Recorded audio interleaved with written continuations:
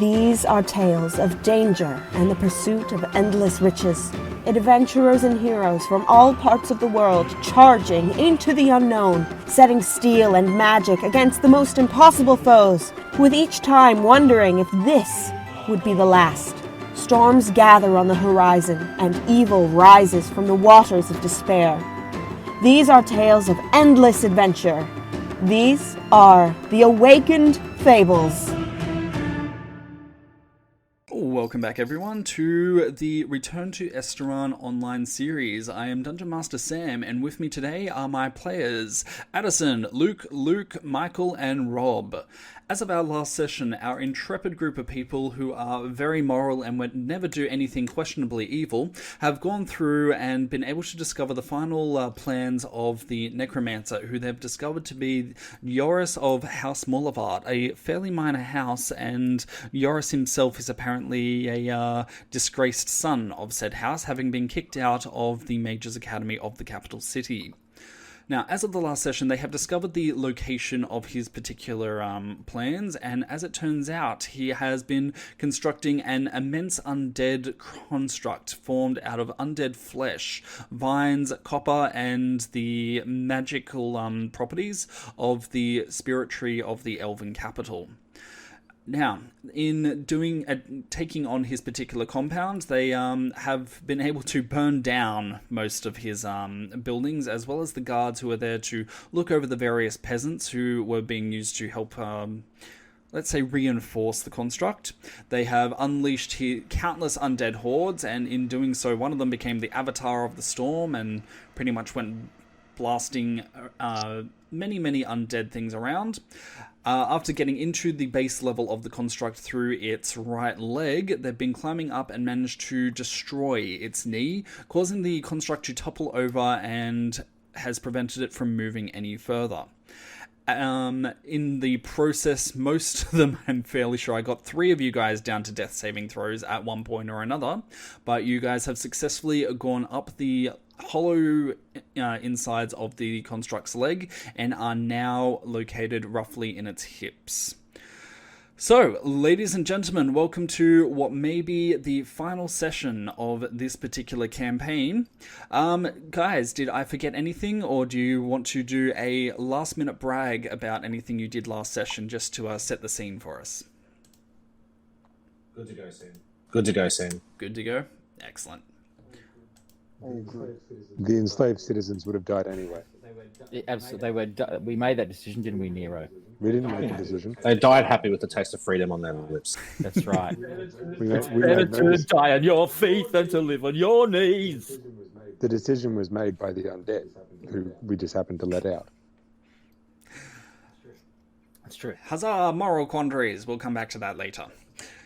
Alright, now we do currently have Addison remoting in from his workplace, so Addison won't be doing any direct rolls, so if Morkan happens to be rolling particularly well, that's thanks to me. If he's rolling particularly bad, then that's also thanks to me. But if you do want to buy a canoe or something, you can put it in chat and we can ask for a price. Yeah, definitely. I can get you the team price, maybe even cost price. I'll let you guys know. Alright, so ladies and gentlemen, at the current time you have been able to move up at the hollow insides of the leg. I'm doing my best not to use the term shaft, but you guys are going to make me do it. And you are now located in a fairly empty area, which in the part of the construct which would approximate the construct's hips. Now in here, it is much like the inside of the leg. It looks like the walls are made out of a eclectic mix of the undead flesh, the rampant amounts of copper that have been taken from the Conard mine, as well as the magical vines, which were apparently grown exclusively on House Mollabart's properties. Aside from that, from here you can see that there is 2 ladders, one here on Roll20, which leads up, and then this one which leads down, presumably back into the other one's leg. Into the other leg. Alright, so you guys have a brief moment of quietness. Again, there is nothing on this particular level aside from maybe the squirming sounds of the vines as they wriggle around in place of the muscles. What would you guys like to do from here? Shouldn't we go up? Keep trying to get to the head. Healed? Does anyone need healing? I need a few, a little bit. I'm down like 40 health. Yeah, he needs healing. It's alright. Still got another 70. I can give you. I can give you my potion of healing. I'm about 2/3. Yeah, you probably need it more because if you get hit, you'll probably go down fast. Yeah, but still, you're supposed to be a meat shield, so the bigger you are, the better it is. I can stone skin and haste you too. Remember? Haste would be nice. Stone skin. I don't know. That's when you're not wearing armor, isn't it? Yeah, stone skin. I was going to cast stone skin on you, mate, with the harp of the bagpipes of doom. Isn't that all bagpipes? I don't know how many. Sure. Sam, how many spell slots do I have left? Let me double check for you. Spell slot. Stone skin gives you immunity to bludgeoning, piercing, and slashing or slashing damage. And slashing damage. Sorry, resistance. Young Master Addison, it doesn't look like you were keeping track through D&D Beyond. So he's got all his spell slots then. Right. Yeah. Well, what? That's my recollection. Well, he only Let's just say, did that big pray, and that was about it. Oh yeah, I didn't cast that many spells last session. You healed. You called the angel and you healed some people. That was Yeah, from my necklace. So that doesn't spell slots. So I think I should have all of them. It, I believe, might actually be the case looking over them all. Otherwise? Yep. If anyone can recall otherwise. But if not, give Ogre a second level cure wound. Second level cure wounds it is. Give me a second and it shall be cast. Alright, that is going to be 17 healing towards Ogre. Yay! Do you want to flavour that up, Addison, or are we done with the flavour? I mean, to be fair, Ogre is probably just looking completely horrific still. He's a little flat. He's feeling a little flat today. Boomtish. Sorry. No, no flavour for now. I'll save my flavour up for later. Don't want to use my flavour reserves just yet. I actually have no comment on that one, so let's move on. Alright, so you've been able to go through and heal, and your party takes the time in order to go through and touch up each other's wounds.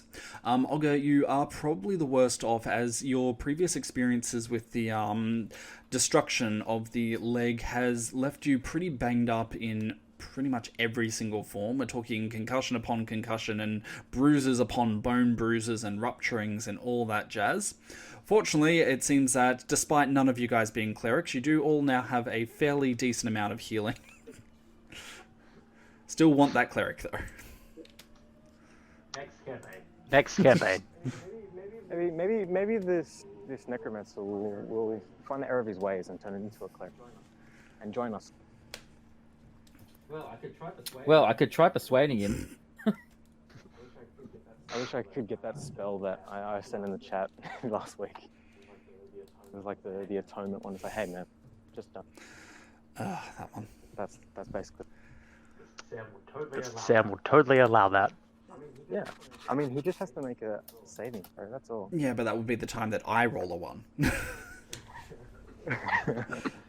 Alright, so as your characters, what would you like to do now that everything has been fixed up? Okay, should we probably head up? Yes. Do we have any other spells? I cast Stone Skin on myself then. Alright. How long does it last? Stone Skin? Give me a quick second. I might be able to answer that. I think it'd be easier for me to answer it, to be honest. I think we're all still passing without trace. Passing without trace has ended. Stone Skin will last for a duration of 1 hour. All right. So, to the north of... Oh, I've only got bark skin, so You did your best. It's if you turn your head to the side and squint, it kind of looks like stone skin. Salturum, you can have it. You have bark skin. Gives you an AC of 16. Better than nothing. Lovely, I will totally take that. All right. So to the north of where you currently are on the Roll20 map, you guys will be able to see the ladder. Who would like to be the first one up? I think that's got to be me. Does it? Or are you guys stealthing up? Well, yeah. Yeah. Trimp. All right. And then I think Nero and I. All right. So, as Trimp is the first one up, he emerges into this room up here on the map. What he's able to see is, physically, it is very similar to the level that you're currently on. However, it looks like this particular level seems to have a lot more reinforcement in the way of metal and the magical wood, which has been liberated from the forests of Vertigarden. Now, up here, he can also see that there are a variety of grills currently located on the walls, but most importantly, back here... I can't see anything, by the way, because you've moved Trimp. If I move me, then I'll be able to see it, but should we move me? And I assume that you were looking through Trimp's eyes as usual. I am, but Trimp's... Oh, okay, yeah, he's just not showing me where I am. I can now see now I can see. 3 squares. Sorry, my bad. All right. Most importantly, back here, you can see that there seems to be a very large crystal, kind of similar to the one that you guys liberated from the Foxcull House Estates. It looks like this one seems to be emitting a dark kind of energy and is directly plugging into what looks like a manipulation of the tree wood that has made them look like roots and is heading directly into the flesh of the construct. Oh. I think we need to get Saltrum in there with that crystal we stole from the manor to see if we can't overload it. Yeah, why not? Yeah, why not? He's tough. Tough as bark. Now. And what exactly am I meant to do with the crystal when I get in there? Plug it in. Jam it in and hope for the best. There's already a crystal plugged in there. The actress of the bishop. If we can use the power of this crystal, we might be able to blow the whole thing. Yes. Or I die. I like that idea. Well, I think if you die, What? it's The probably blow the gonna be crystal or Saltrum dying? I think we'd all die, Luke. Remember, if any of you die, you will take over the personality of Trimp and control him instead. Hey. Unionize them properly. Hey. I'll commit suicide.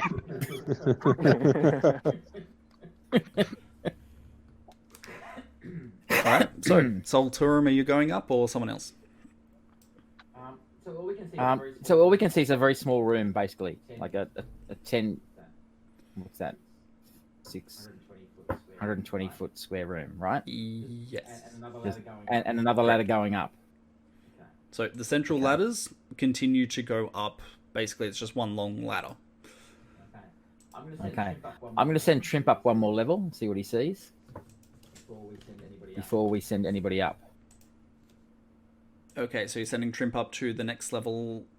Next level? Just to poke his pointy-eared, horned head just over the rim to see if you can see anything in the next level. Alright, yes. Give me a second. I swear Roll20 has the weirdest thing. I think it's now allowing me to switch off who can see things, but it's not doing it in any particular innovative way. Okay, right. So... Sam, how heavy is the gem that we took from the Foxhole Castle? How big is it? How heavy is it? You'd be looking at about a 10 kilo crystal.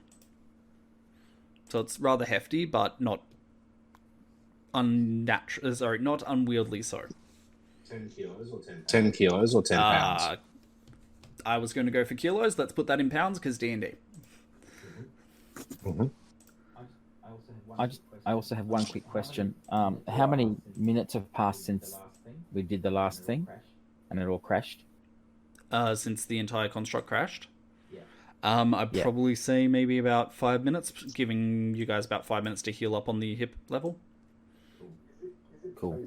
Is it face down, by the way? It's in a sitting up position, so like an L. Right. Sorry.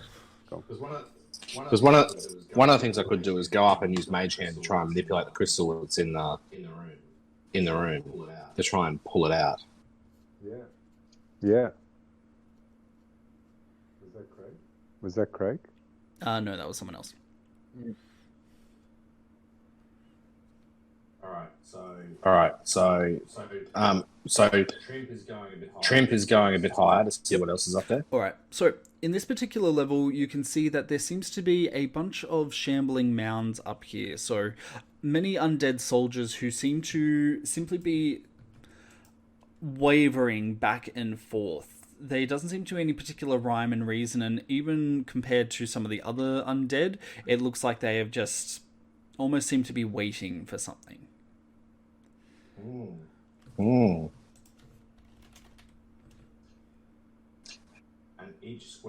each square on roll 20, Sam, is that Correct. 5 feet? Okay. All right. Well, look, do we want to try reefing the stone out of the control panel there on the level without any enemies? Yeah. Probably. All right. Probably. I will climb up Mm-hmm. to the top of the ladder, All right. and I will cast Mage Hand, All right. which I think should be in range. Should well and truly. It's only, 5, 10, 15, 20, 25, 30? Yep. And see whether I can dislodge the crystal that's there. All right. So the... Wow, I nearly called it the Dark Crystal. So the crystal that is currently fueling the construct seems to... Whoop, where are we? Oh, the Mage Hand. All right. So, for those who are viewing and who have never ever dealt with Mage Hand before, a spectral floating hand appears at the point you choose within range. The hand lasts for a duration or until you dismiss it as an action. The hand vanishes if it is ever more than 30 feet away from you or if you cast this spell again. So, Ciruimon can hypothetically use this to do simple actions. In this case, he's attempting to lift the crystal.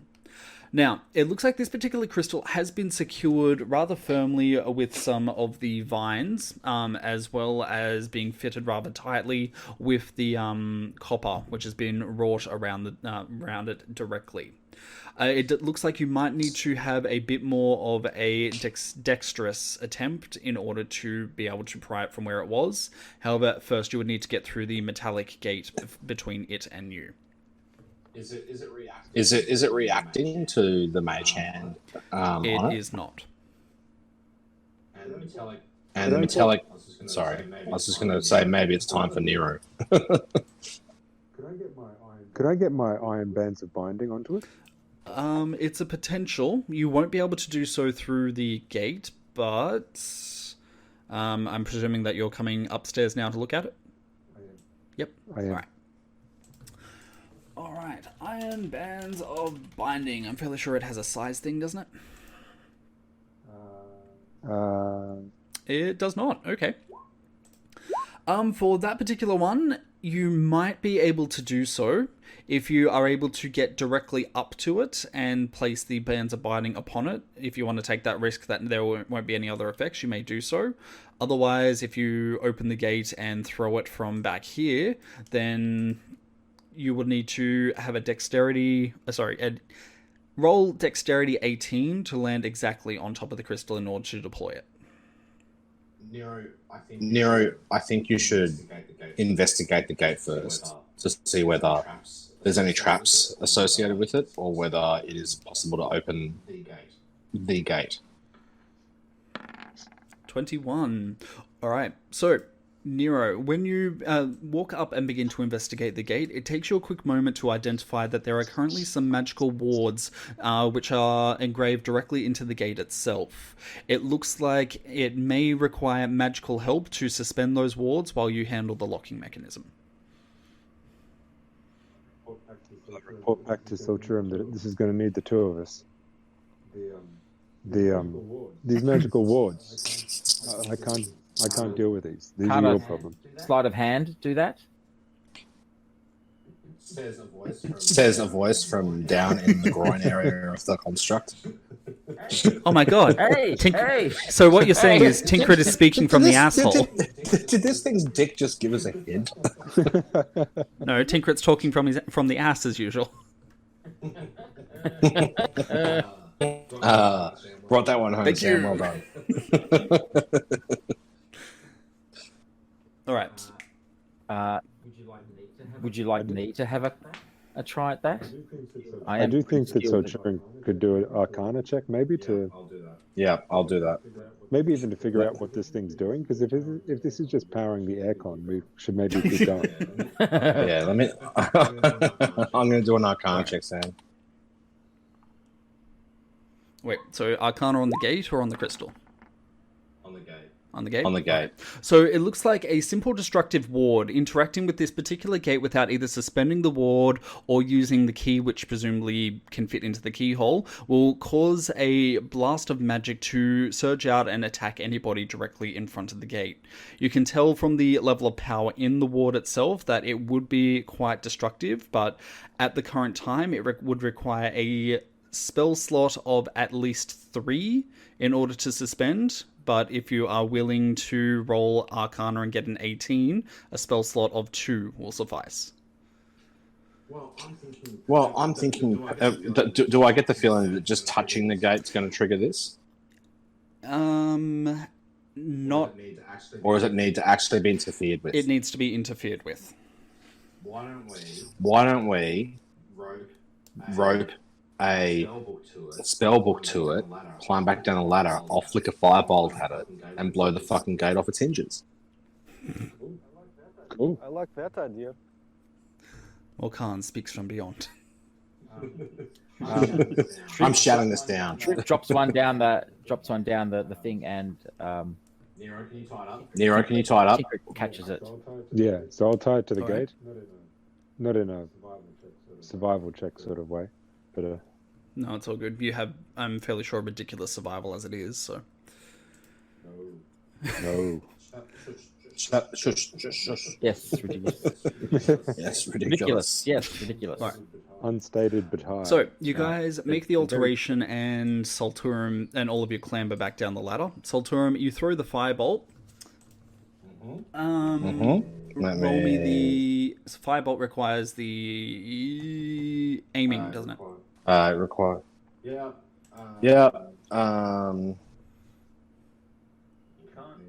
Can't rob Where am want I? fruit shrimp. Yeah, I could have. The Well- only thing with Trent doing it is that there might be magical.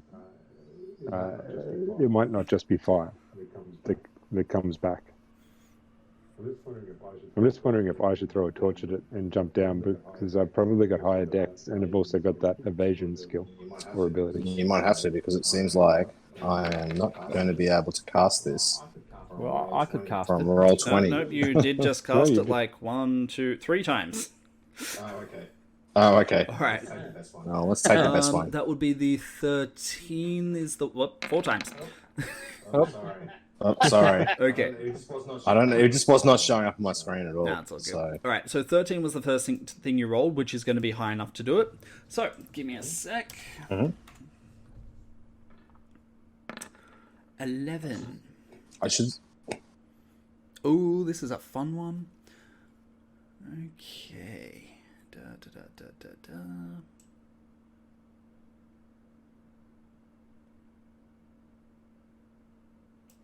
Alright, so as you launch out your firebolt and it slams into the book, you see that the book itself begins to writhe and begins to glow ever more brightly until suddenly the pages just erupt open and the entire book itself begins to melt and begins to drip a bright red fluid onto the ground. You can see that is your last impression before the entire book explodes out into a wave of magma, which just immediately obliterates the gate behind it, but more importantly, also begins to drip down onto the floor directly below. You can see those who are standing about here can see that the floor directly above you is now beginning to glow a red hot color, and at the center of it, it begins to drip and melts downwards and rapidly begins to expand the hole in the ground. Uh-oh. I'm gonna climb up the ladder and be like, "What the hell happened?" I happened, my friend. The book happened. The book was but a tool for me. Alright, so if you're rapidly climbing up, it looks like the magma has not been able to extend much further beyond the gate. You guys have maybe the 20-foot area around here in order to get up there, but now there is a decently large gap between you and this particular room with the orb. Guys, should we save? I'm talking to Trimp. Should we save the books for the necromancer, or should we drop one here and do the same trick and blow up these guys? Maybe blow up the guys or get someone up there to distract them first. Well, Trimp could put the book using stealth because he's invisible right there on that under that stool, and then Salty or myself could pop up and zap it and pop back down again. I might just do an Arcana check and see if I can establish what the hell's going on with that control panel. So this around the orb. Yeah. Yep. Go for it.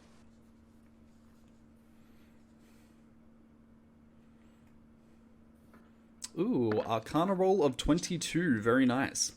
Alright, so as you have a look at this particular orb, you are able to ascertain that it seems to be providing quite a lot of necromantic power to the construct itself.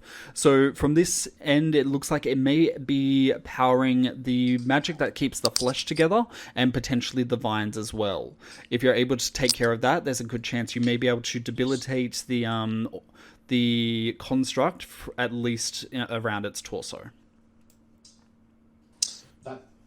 That begs the question, if we do that, whether the thing starts disintegrating around us and we end up having to fight our way out of a collapsed construct into a field which, what was the last estimate, had 200 undead in it? Something like that, yep.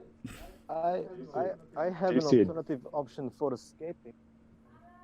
I think my necklace has windwalk. We can just float out. Just skip everything and fight the bad guy at the top.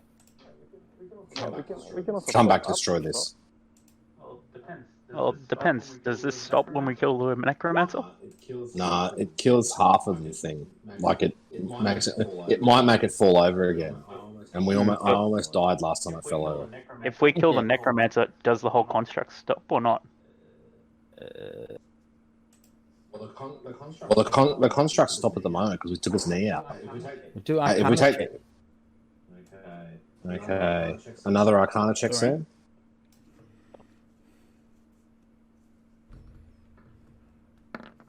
$17. So this is to answer the question about whether killing the necromancer will stop the construct. Mm-hmm. It looks like there is enough power built up here that killing the necromancer will only take out any particular control that the user of the construct or the master of the construct will use to actually move it.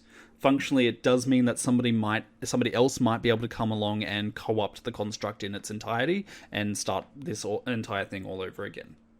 Well, comrades, we cannot allow that to happen. We are going to need to take this control panel out at some stage. My concern, and Sam, tell me whether my Arcana check is sufficient to determine this. My concern was that as I understand that this control panel controls the torso, if we take the torso out and it's in a sitting position, it could collapse. And we took a absolute bucket load of damage last time this thing fell over.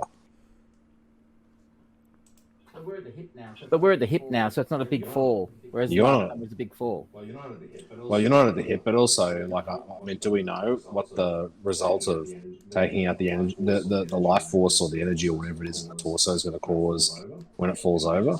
It may just collapse down into a puddle of copper and iron and rotting flesh. And one furious necromancer. That is true.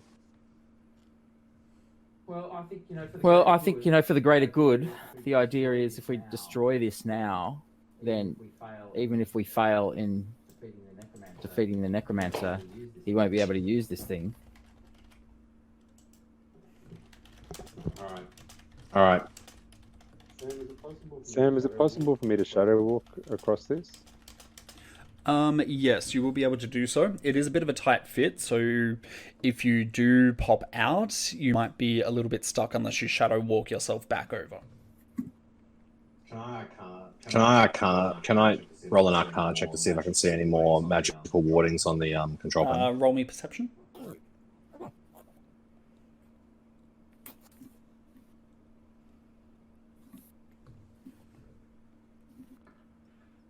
19. Wow. Luke, you're rolling well tonight. Shut up. Shut up. Just stop. Don't mention it. It'll stop. Okay, with a 19, you are able to ascertain that it looks like the interface with the particular crystal, with this crystal does contain a lot of warding, but it looks like most of that is contained to interact with the orb itself. It doesn't look like anything is actually used to dissuade people who shouldn't be there to remain away from it. Nero, I sense that it's probably safe for you to try and remove the bindings on the crystal to try and remove the crystal from the panel. All right. I'll take your word for it. How many things have I got? 1 second. Just seeing if I can give you a... Bardic Inspiration. Would you like a Bardic Inspiration? Yes, I would like that. Okay. I see. You're walking on sunshine. Yeah, yeah. Worst case is this doesn't. Won't lie, I'm kind of surprised you didn't go with Thriller just then, Rob.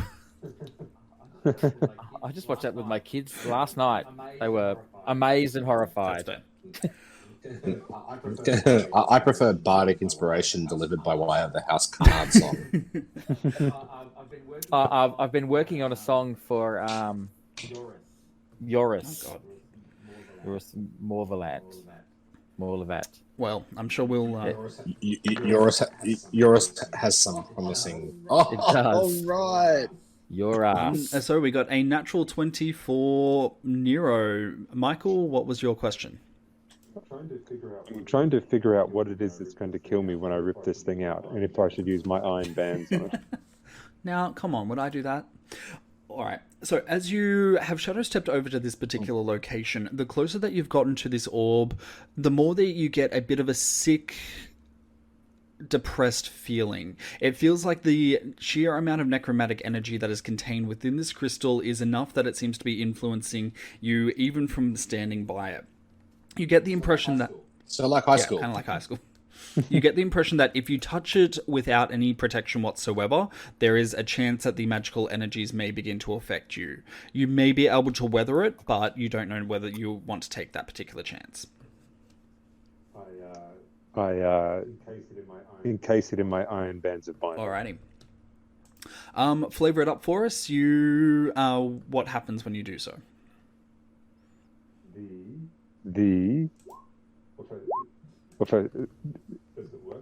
Does it work? By the way? Yes, it will work. Just so I know if I'm supposed to flavor this up as it explodes. Yes, it will work.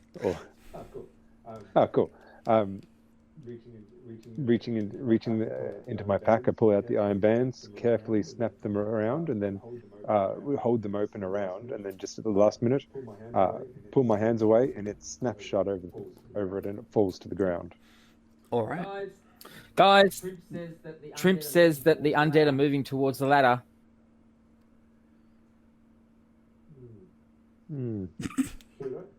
Should I kick this into the fire down below? How long is the ladder? Between each floor, it's about 10 feet. Yeah. Shit. No, just keep it.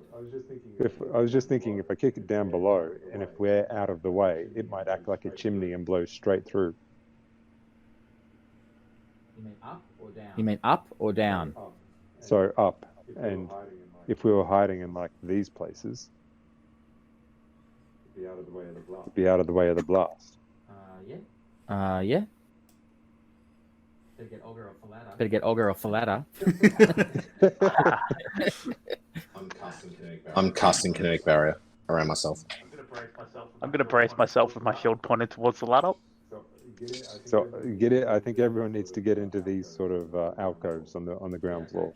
Yeah, okay. Trimp's coming down. Do you want me to cast something devastating up the stairway into the next room? You know what I'm talking about.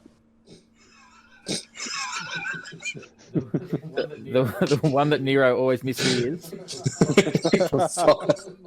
One mind. It happened in one mind. All right, Sam. Can I cast fireball up the stairwell into the room above? So through the ladders into the zombie room? Yeah. Before you do, Luke, what I'm thinking is I'm going to throw this magic crystal into the fire pit that we created with the book. We created with the book, and then it shoots flames straight through however many levels of giant undead construct thing. Let's try that, and if that fails, it's fireball time. Or it can like totally take out the spine and leave us no way to get up. But you know. Alrighty. So everybody very quickly jumps down the ladder, apart from Nero, I'm assuming, and you guys move yourselves into the alcoves for protection, correct? Yep. I moved down as well because I'm just going to throw it in. All right. The fire. And then duck. So keep in mind that this particular ladder leads down into the leg as well, in case anybody wants to hide in the other leg. Aside from that, let's pile everyone up. All right, so you are going to be aiming to get kind of ricochet the orb off of the wall and into the pile of magma that is still eating away at the bottom of the bottom of the construct, which is literally what it is. It's going to get a burning sensation in a very uncomfortable place. So in order to do so, can I please get a dexterity check? From all of us? Just from Nero.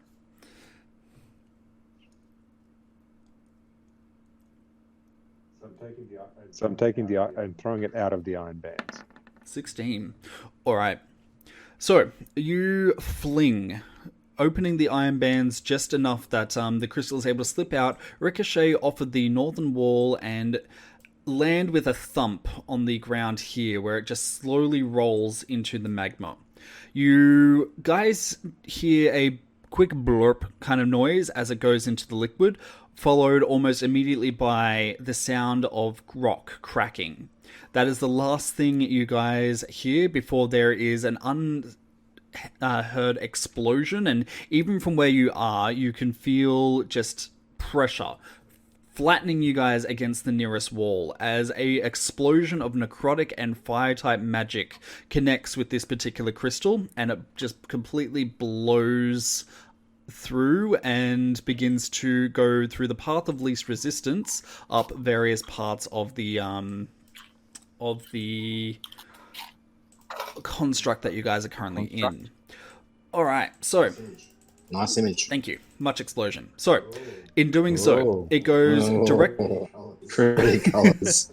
It goes directly up, forming the chimney that Michael mentioned before, and it continues to head up into this level where, unbeknownst to you guys, the necrotic power is enough to wipe out a fair few of the undead who are in the room, leaving only 2 for you guys to deal with. Beyond that, it does continue up into the construct, where from the outside there is a beam of black and red magical energy that just sunders the front of the torso before it spills into the sky, narrowly missing the head of the construct itself.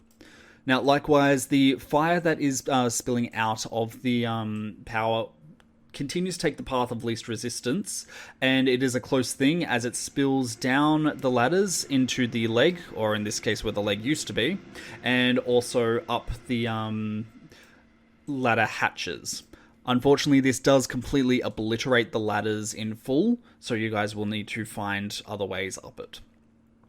However, it does look like you guys have also done considerable damage now to the front of the construct.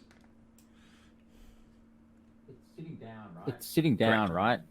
And it's not moving. So we can probably climb up the outside, maybe. Yeah. I think we do that.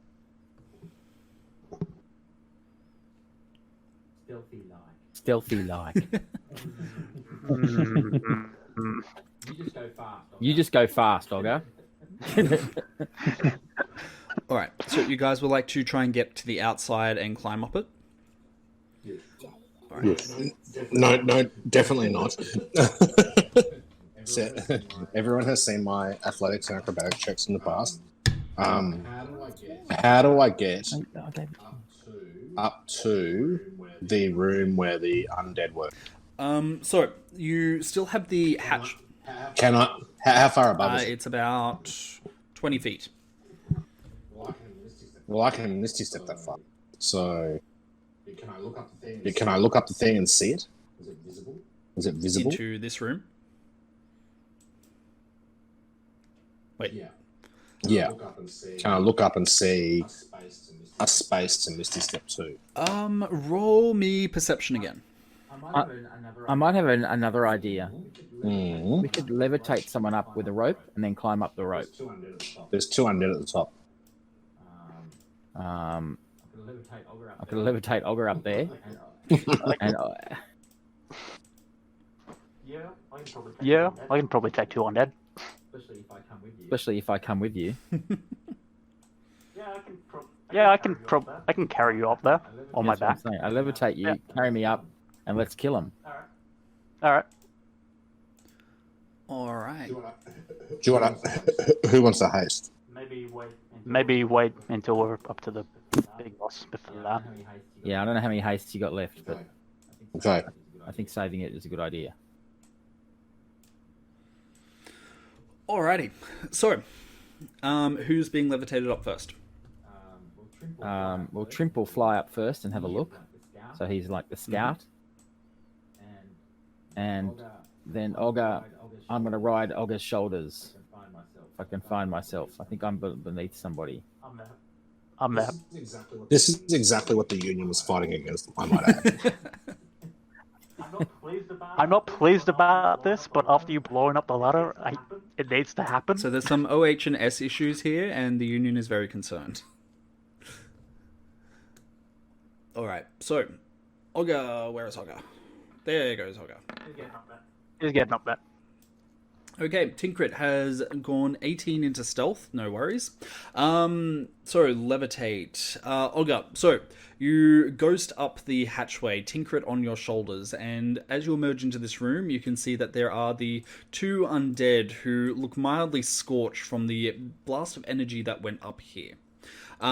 Even as you enter the room, they just turn and look at you before giving a snarl, and both of them begin to leap. Rob and Luke, I'll give you guys 1 action each to try and take these guys out. Otherwise, I will roll initiative for the 2 of you. Cool. Give us advantage in attack. So I won't get up there in time, but can I be climbing up behind you? Yep. If you want to outright climb, roll me a athletics or acrobatics. So down on the hip level, has that magma burnt all the way through yet? It is still working its way through. The areas that you can see, it looks like there is just a massive buildup of metal, vine, and flesh, which just goes directly into the pelvis equivalent. Damn, I was just going to hopefully throw them out of it. Yeah, it's a good idea.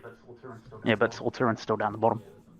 Yeah, let's not do that then. Let's just stab them. Yeah.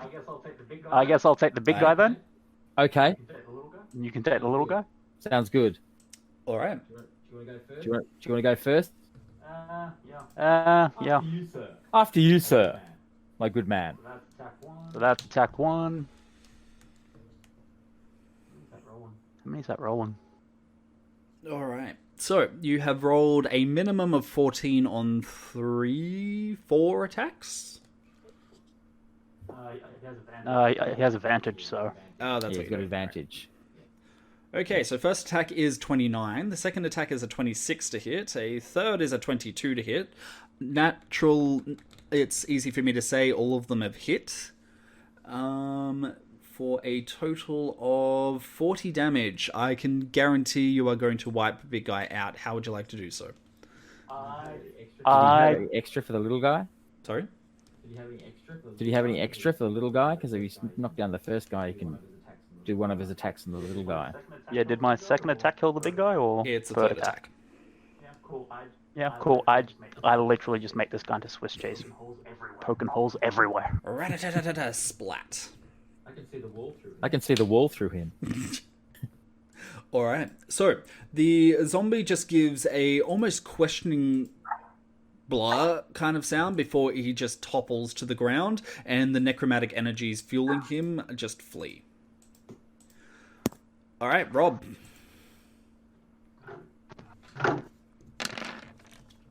Corpse Slayer, 27 to hit is definitely a hit. I'll just check if the Nope, that's definitely not. Going for that nat 20. So 27. What do I do? Sneak attack. 8 damage. Okay, so then I got to roll green flame blade and undead, which is 2d8. Which I can't see that because it's beneath everybody's head. 5. So what have I done? 8, 9, 17, 22. Is that the final damage? I think so, because I haven't cast Hex on him. Alright, well, as it turns out, 22 is the exact amount of HP you need to kill this guy, so how would you like to do so? I slide deftly between his legs and thrust my rapier up perpendicular to the horizontal. Ouch. Noted. One could say you're tearing him a new perineum. Yes. And one would be anatomically correct. I don't know. I have bisected his perineum into 2. All right. Yeah, dude. That means you made him a new ass. Like, that's the frank mechanics of that. See, I was being polite, but okay. All right, and that was just from your normal attack with the thrusting up with the green flame blade. How would you like to flavor that? Oh, I thought I did. Okay. His eyes pop out of his head on green fire and fall into the magma. He then falls himself into the hole. Well, I would like to congratulate you for giving us a death which sounds like it would have been out of the original D&D TV series. All right. So the two of the... Harsh Sam. I said harsh Sam.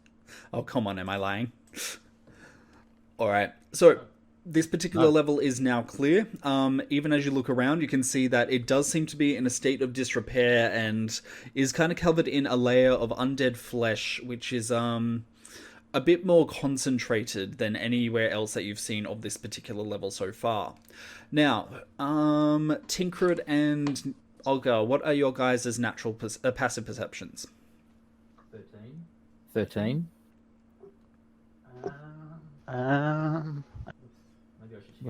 Maybe I should check out what Trimps is. I think Trim... 16. Sorry? 16. 16. All right. So, Olga. Am I there yet, sir? Oh, wait. Did you roll your acrobatics athletic? Yes, you did. All right. So, while they have been taking down the enemy, flavor it up for us. How have you been climbing up? Just leaping from scorched vine to scorched vine, using my whip to Indiana Jones my way up. Perfect. Or the rope that we brought with us. Nope. Okay. All right. So, as Tinkret takes out his particular enemy, Olga, you notice something, and Nero, as soon as you enter the room just after they've dispatched this two, the two of you can see that the fleshy walls of this particular room seem to be bulging a bit more than you're expecting, and even as you watch, you can see just on this wall down here what looks like an undead body which is just slowly forcing its way out of the wall. Great, Last of we're in Us a 2. worm. We're in a bloody worm. I'm kind of really tempted to just go over and push him back in. I knew my fireball strategy was the right. We'll save it for the next room, mate. What the kindergarten? I've got to survive an acrobatics check yet to get up there. No, you don't. There's a rope. You'll be Oh. alright. Great. Saltrop's like, damn it, gym class Now it's all an over again. athletics check. No, I'm just holding on like grim death, and you can fucking pull me up. Yeah. It's alright, sounds like I'm not rolling. sounds like a anything. good time for a nap there, Saltrom. Well, I was going to ask Trinket whether there was. Tinkret whether there was any beds which were less fouled by bits of undead, because I do have quite a hankering for a nap at the moment. Yes, there is. There's one over here. I just turned to you. I'm just like, burn it before he gets up here. Can we attack this thing coming out of the wall now? If you would like. Just to... Yes, I like. Alright. So who is the one pulling Saltrum up? I'm assuming me and Morkan. I tied it Okay. up. And Morkan is also coming up by rope? Yeah, but he can pull. He can athletics himself up Okay, first. I will... Yep, athletics +7. Let's have a look. And because rope at advantage... At advantage. That is a 15. Wow, I rolled really bad for Morkan. Okay, but with a 15, that is enough. Morkan is able to deftly pull himself up and into the room. Alright, so is it athletics or just strength to pull Saltoran up? I'm going to say strength. We have advantage from Sure. Morkan. Alright, 23. So you don't so much as lift him into the room as you just yoink him up. So just one hand pulls him straight up and just catches him by the scruff of his collar and just puts him to the side. Graceful, just like I like it. Graceful, like the sloth. So I did 28 damage to whatever's popping out. Alright.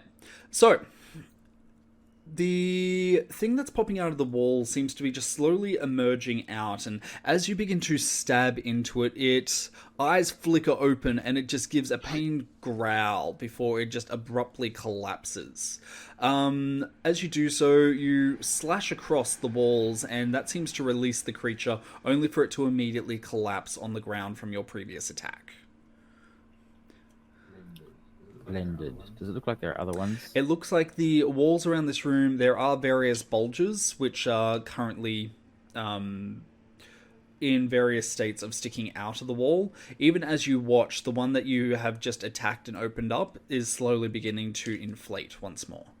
I will thrust into the bulge. Alright. Now, this time, all that really comes out of the wall is just a collapse of viscous fluids. So you look at it and it just seems to be bile mixed with blood, mixed with pus, and every other sort of thing. I want to hit one of the bulges with a firebolt. Alright, which... Firebolt. He said firebolt. Firebolt. B-O-L-T.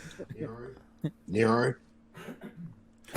Alright, so you hit it with the firebolt, and this time, instead of a scream, there is just a bit of a low, pained moan, as you get a 21, like I thought you would get fairly high. A low, pained moan, but this time when the hand emerges, it looks just completely charred and cooked.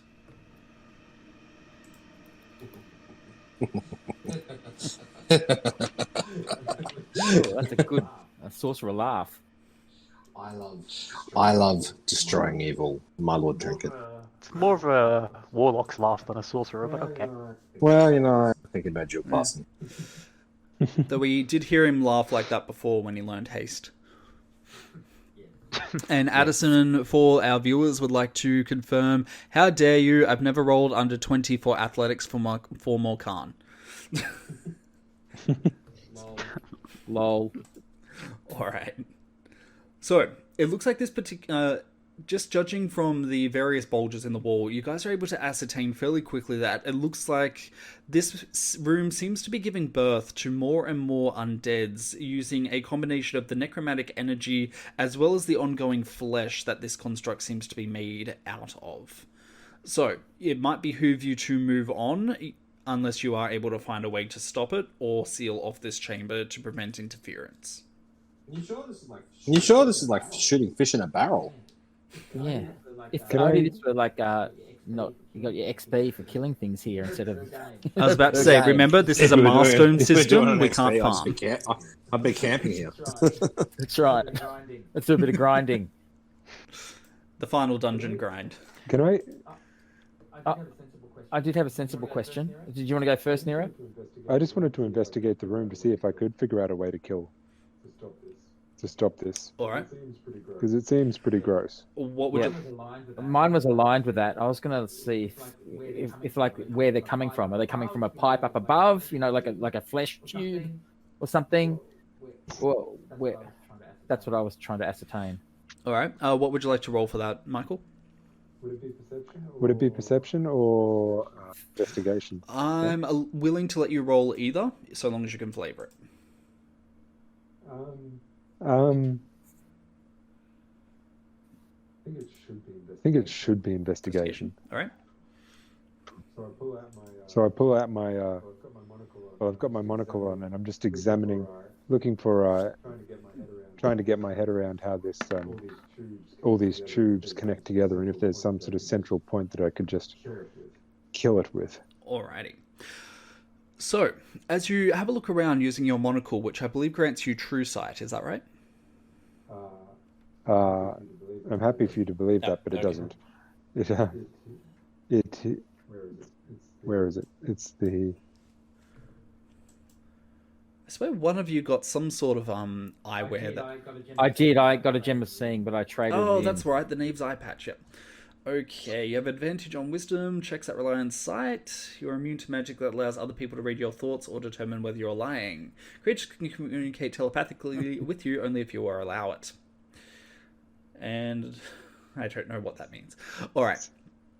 So, strictly it doesn't help with investigation, but I still thought No, I'd that's use fair. it. Alright, so in this particular case, as you have a look around, you are unable to confirm or even see any places where it looks like undead bodies might be held in storage in order to be infused with necromantic energy here. It doesn't really make sense to you as you're not quite up on the mechanics of magic, but it feels like dead bodies are just simply being created here from the sheer level of power that infuses this entire construct. Presumably, since you have now destroyed the crystal down below, this particular process has stopped, or it might be that it is just going to stop altogether now that you've removed one of the power sources. All right, I think it's safe for us to go on. Okay. Did you want to advise does them the ladder why? go up another level? Sorry, go on, Rob. I said, does the ladder go up It another does. level? Well, there is no ladder, just the hatch. All right. There's a hatch. And Shrimp goes up to here, does he? To this Yep. level to have a look? Alright, so it looks like on the level above you, you can see various sections which seem to have been divided up into a ramshackle living space. It looks like there are a variety of tables as well as observation areas on around the construct with which somebody might be able to look outside without endangering too much problem. You can see that it looks like this particular area seems to have been kept specifically separate from the lower levels. As you can see, a small bed, various magical equations, as well as some magical reagents which look to be largely tapped out. Unfortunately, you can't see any signs of a humanoid who would be currently able to use that. Is it like a giant catapult or something?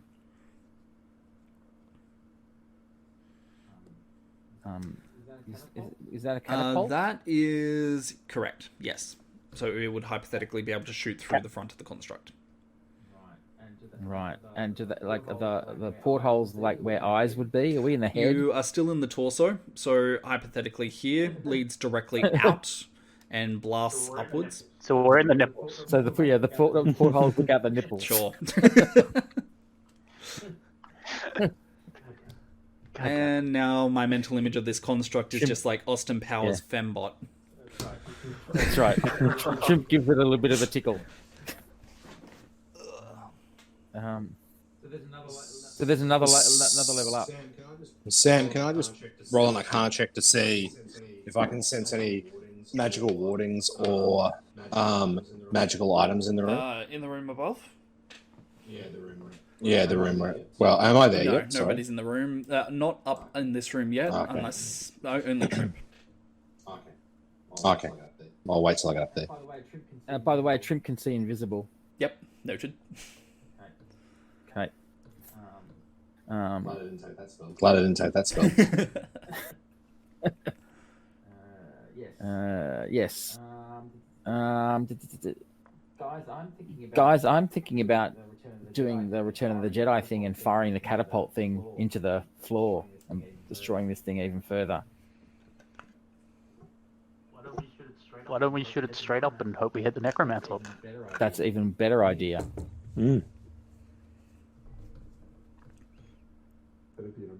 That'd be an amazing headshot. Yep. We get up there and he's already been destroyed. Like, oh, Oh, die schade, Karl. Regnet. Alright, so if you guys would like to continue up, presumably Ogre and Tinkrit would like to be levitated like before. Oh, we're fine. Yeah, it's still going, yeah. Alright. Oh, yeah, actually, we've still got levitate going. So, yeah, okay. I've got levitate going. You can climb. Yeah. Alright. Okay. So this I will. particular living space is separated into 3 different rooms by the walls. Tinkrit is apparently using acrobatics to climb. And does an 18. Alright. Do you want to provide flavor for your climbing? He bounces off Ogre's head. Smiles winningly. And grabs onto the Not the time for this shit. Over. Alright. You flip yourself into the next room, and much like Tinkrit was able to confirm, Trimp was able to confirm before, you were able to see that the living area is diverted into 3 areas. It looks like here and here, just past you, are currently without walls, and here currently has molten metal slag, presumably where there were doors, in order to separate things. So, that is what you can see at the moment. Okay. So we can see everything, the whole area? Everything that I have currently unlocked there. Okay, I'm going to put Trimp have a quick look over here, see if it's anything wider. Right. Trimp is not able to see anything further, at least on this side. However, he is able to... Sorry, that is a lie. Because this particular map is not exactly balanced, but pretty much whatever I'm unlocking here is the exact same on the other side. He can see a small corridor with a locked gate which heads down towards there, presumably which would lead into the arms and part of the weapon system for the construct. The shoulders. Dad's dam. And this is a door here? Yes, correct. Does it look like it's locked? It does look like it's locked, but using your passive perception through Trimp, you are unable to see any particular warnings protecting it. And I need perception, a perception roll to work that out with a proper look at it. So Trimp to... Okay. Oh, it was so close. 20 just fell over. Alright. With your perception, you are likewise able to confirm there is no magical warding on that door. Or on the doors, either way. Come up, guys. Alright, Morkan, roll me another athletics. Let's see if you can continue your trend of not rolling below 20, Addison. oh yeah, don't you? Don't even worry. Don't worry. Here we go. Where's my athletics? Here it is.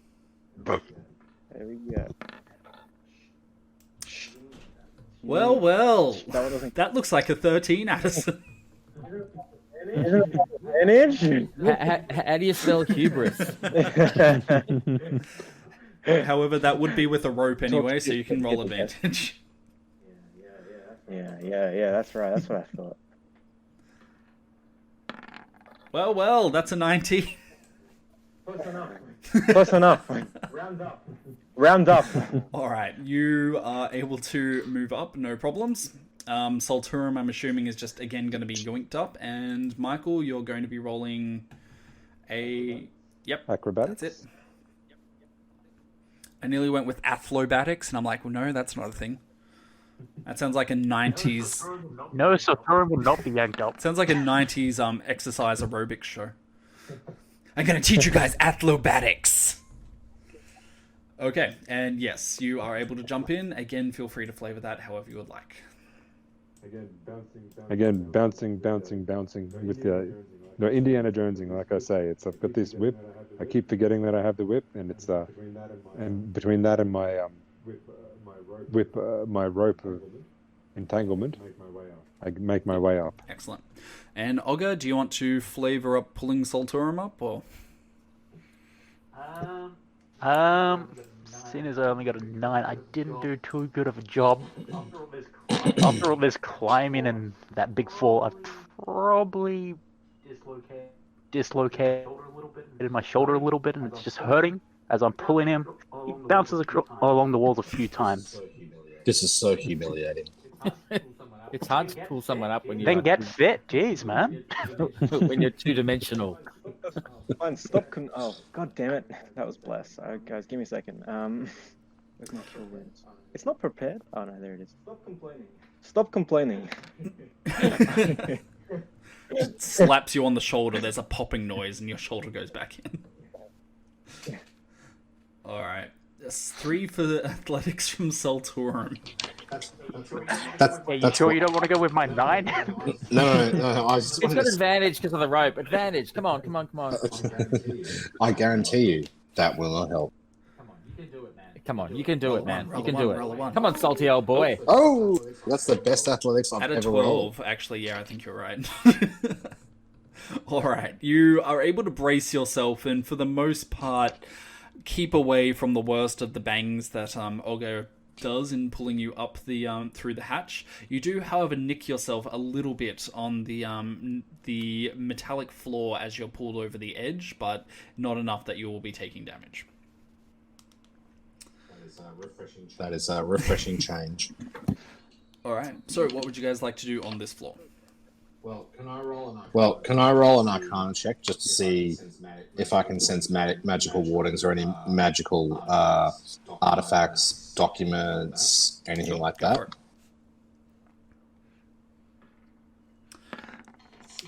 16. Alrighty.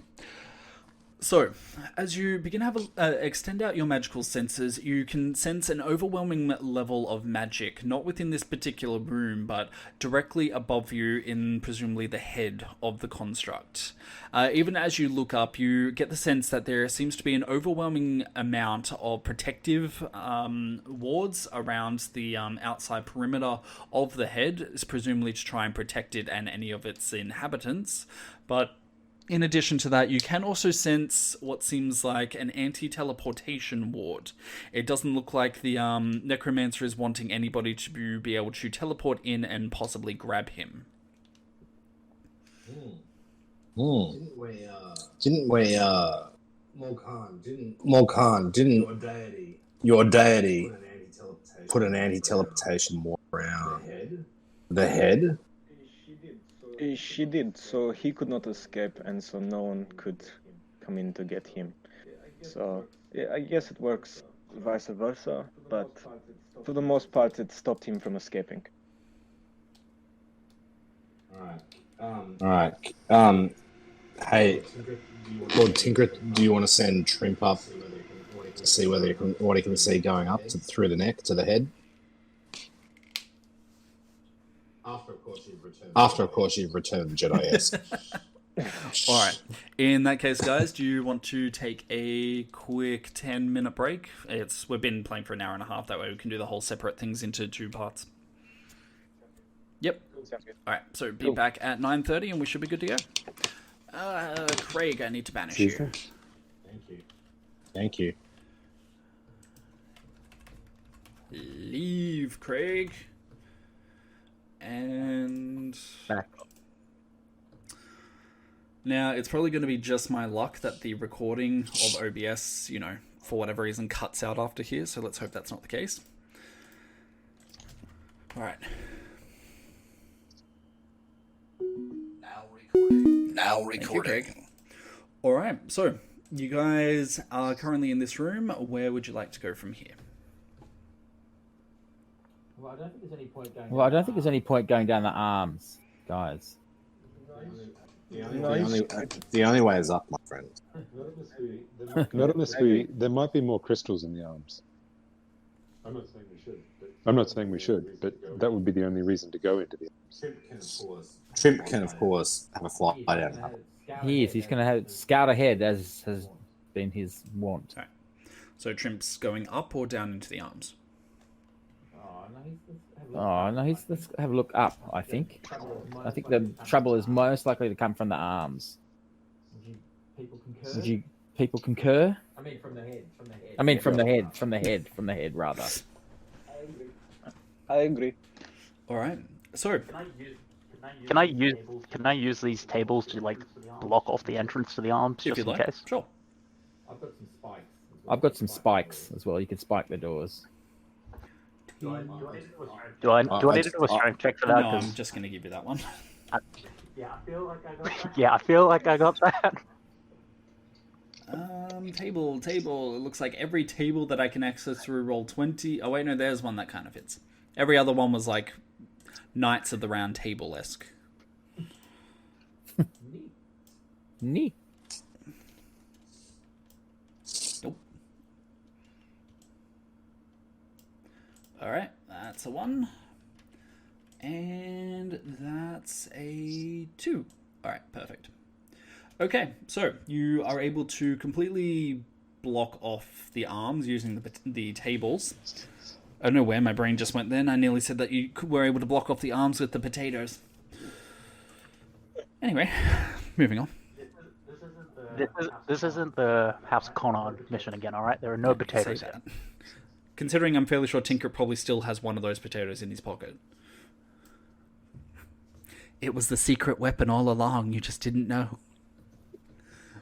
Shoves potato in the exhaust of the giant fucking monster. My only weakness. Alright, so what Trimp can see, he emerges out and is immediately in a small room with only a small area for anybody to actually fit, about one person.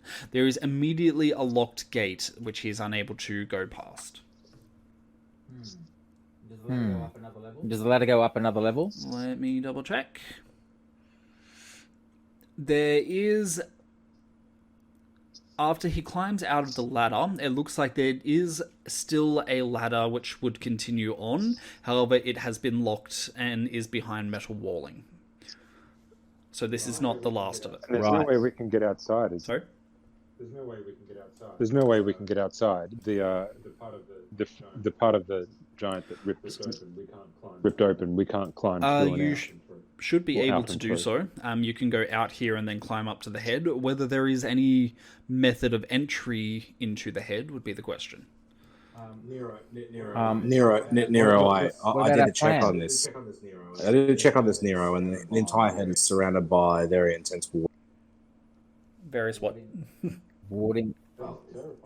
That was terrifying. That was perfect. It cut out just as he was about to tell me what it was a warning. It got cut off. It's surrounded by wardings, and I haven't been able to determine what they are yet. So it could very much be the case, and expected to be the case, that the head would be being protected from external entry. When are we going to fire the giant crossbow up the head? Yeah.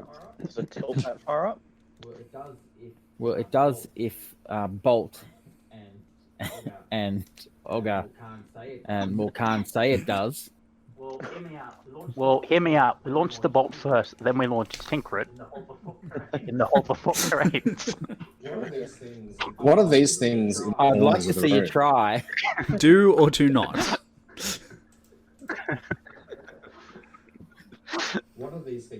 What are these things in the corner of the room? They look ping like them again, cannons. those? Not relevant. Yeah. I'm using a bit more of a technologically advanced map than anything else. Okay. Right. So I suggest that we fire the crossbow bolt up the. His name is your ass, so why don't we fire it up his ass? And I know I keep talking about these crystal balls, and why don't we strap? Could Ciruimon prime one of the crystal balls? We strap it to the front, so then we have explosive ballista. I mean, we have to follow it fairly closely behind, otherwise it gives him a chance to prepare to defend himself. Well, I think there's a couple of options here. How many of us can fit on the ladder?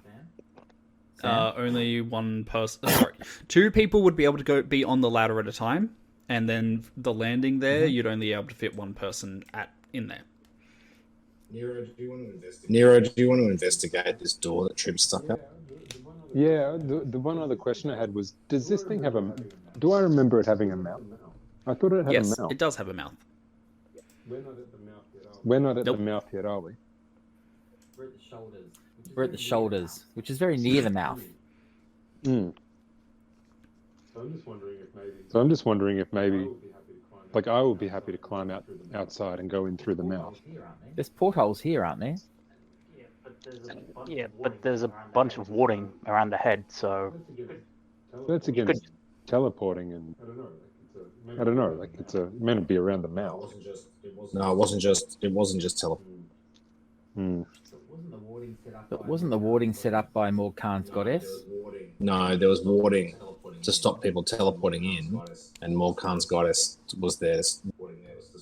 Warding there was to stop him teleporting out. And in addition to this, if I recall Sam's instructions correctly, Sam will no doubt correct me if I'm... There was additional warding providing protection to the head. Correct. Wardings have wardings. It was wardings on wardings on wardings. Well, maybe we should fire the ballista up to maybe break the warding? Yeah. I like the sound of this. I think that's a good idea. Let's attach one of the books and one of the crystal balls and fire it up. We are firing it into the ceiling of a room which we're in. That sounds like a remarkably unwise decision. We don't have to be here, sir. Remember this. And I wouldn't be taking this position just because I'm scared of acrobatic checks. Go down to the level below, and we tie a string, and we can just pull the string. We just leave Trimp up here. The Trimp can be here and look at it, and even pull the Don't string forget for us. that the laser did breach out the top of the torso. It just didn't hit the head. So we could this hole climb here out the- leads directly climb out outside. Can we see the head through the hole in its top From of its chest? the angle that Soltorum would currently be standing at, you might be able to see the tip of the nose of the creature, of the construct. And where What I about- am? Yes, you can. Let's turn that ballista around and fire it at the head. Absolutely. Morkan. We might need your assistance. My apologies. Thank you, Robert. Alright, so the ballista is currently secured to the ground, and it's not going to be easy to move. So, which one of you would like to do the strength roll, and who would like to be providing the help? Well, can't we investigate to see whether we can just, like, undo it? Yes, you may. Take my fun away.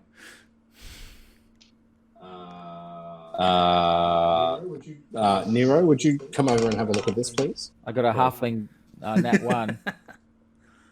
Weirdly, that's not actually showing up on my screen, though. Isn't it? And it's still an 18. Yeah, like Nero just popped up immediately. Your roll did not, Rob. Oh, can you see it now, though? Yeah, 18 there sleight it of is hand. now. Yeah. Oh well. Okay, where was I? So, it looks like the ballista seems to have been built directly into the ground. You guys might be able to loosen it, but it is going to require a very fine tool to do so. So, For you, metagaming wise, functionally I've got- similar to a screwdriver. If any of you guys have tools, I got thieves tools. Yeah. Yeah, thieves tools. all right. If you have thieves' tools, then Yeah, I think- you can roll me the dex check to undo it. Not sleight of hand. What about my thieves tools? Yes, you may roll thieves' tools. I've got my dex is higher. I'll go with that.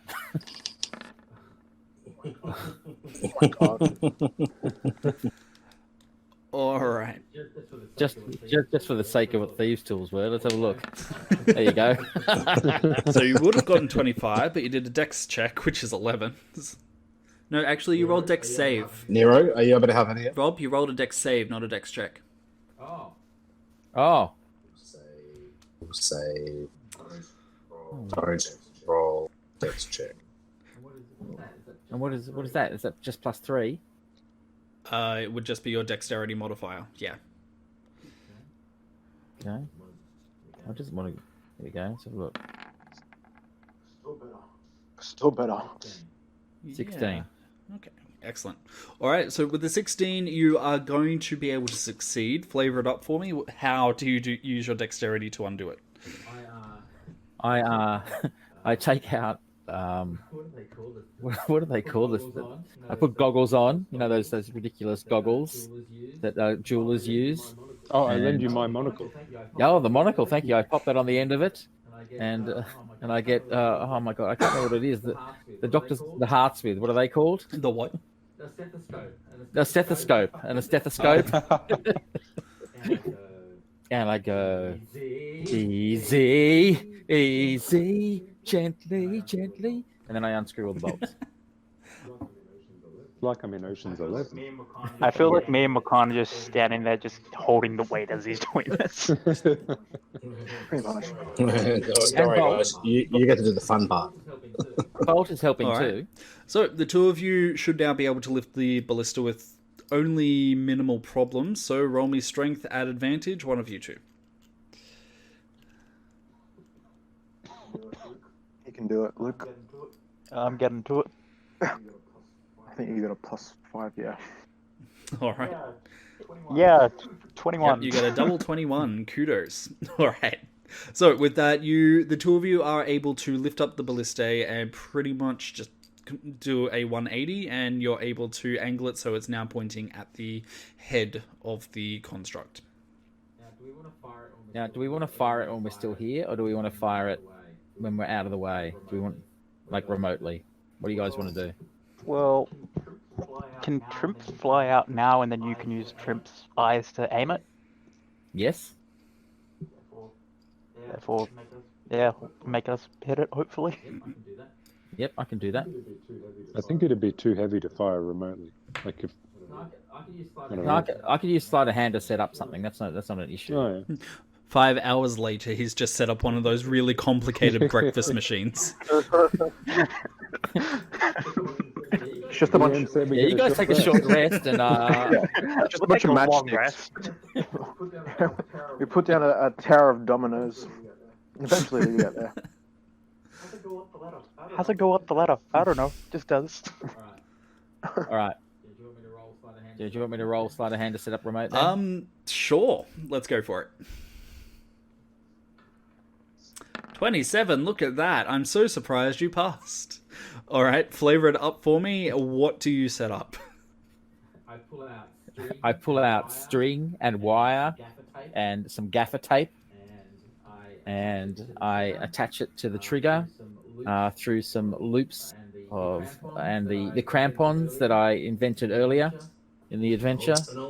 An old trick learnt from your relative, Lord MacGyver. That's right. There's a little bit of chewing, little thing that's something never been seen before called chewing gum. You've already got gaff tape, so Yeah, that's right. And I tell everyone to get down to the level below, and I put the string over to here, and I say, would any of you like to do the honors? Well, I think they need to set up the ballista bolt itself first. Oh, yes. No, after all that's said, no, but you just launched nothing. You pull the string and it wasn't loaded. Well, who's the best person to do that, to set up the ballista bolt? Does anyone have proficiency in ballista? No, I've got proficiency in crossbow. And it's just a giant crossbow, is it not? The mechanic says. You're probably the most mechanical of us, Rob. That's right. Okay. Roll me a 1 and Who's you got the will be highest fired from the intelligence? ballista instead. Okay, here we go.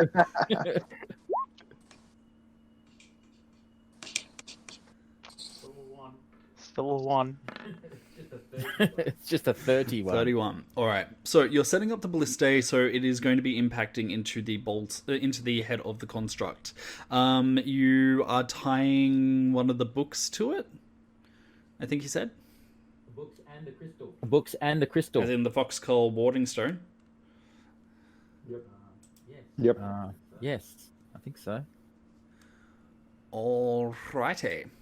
Well, in that case, Is that what we agree, guys? Yes, but what's the ignition? Yes, but what's the ignition? What's going to ignite it? The crystal will probably ignite the book. I think the impact. Oh, I can put a fuse on it. That's no issue. All right, put a fuse on it. With a roll of 31. Is yeah, that legal? I'm more than willing to support that. All right. Well, let's have a look at what's going to happen. I'm going to leave the flavoring description for this one in the hands of Rob. Rob, it looks like the book has this particular book is going to give you an ice ball effect. Are you familiar with ice ball? No, I'm not. Well, have you ever thought that fireball is just not icy enough? Oh, I have thought that. Well, just a sec. Gah. What was I saying? Yes, so basically it's just functionally that. Okay. Before we do that, I am gonna summon my berserkers. Berserkers. Oh yeah. 13. 2 4s and a 13 2. berserkers. Okay. Is there going to be enough room for us all? We're going to be so cramped. At least he'll be using up his spell slot as they go through the entry. Yay, cannon fodder. That's right. Alright, well, let's get all... Wait, how many was it? 13 of these guys. 13. They also strapped to the blister. They get launched in. Look, they're berserkers, so some of them probably would like to be. Gonna put you there for now. And can I advance that and give you all immediate access to Rob? Nope. I'm gonna have to manually do this one by one. Sorry, man. You should give us all a squad. We'll get control of a couple. Berserker 1. Okay. Oh my god. What are their names, Sam? No, Rob doesn't mean. Monica, Tina. Neil. Lagatha. We've got B1 through 13, alright? Sven. Erickson. Eric Erickson. Sven Erickson.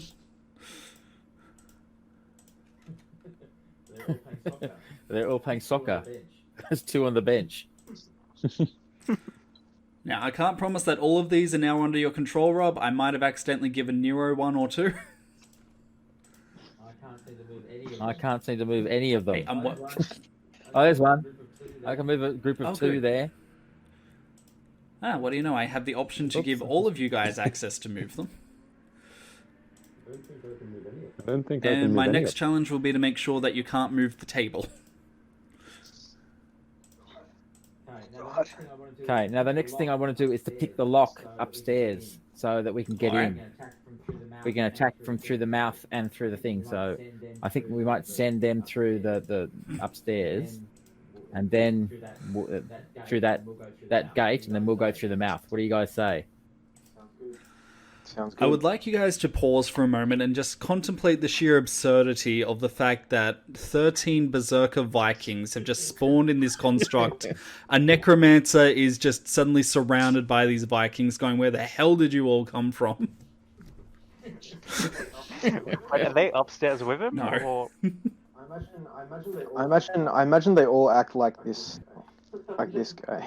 I'm just going fucking ape shit. Alright, I think all of them are now under your control, Rob. Okay, thank you. Yep. Excellent. Groovy.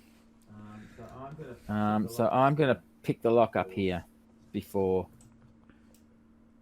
we do anything. And I'm going to see if we have I'm gonna try Berserker anyway. stats. Oh, halfling 2. Oh, that's 2 in a row. Yeah. Okay, am I just misspelling Berserker, or does it not have a... Oh no, there it is. It's under monsters. Okay. Sure.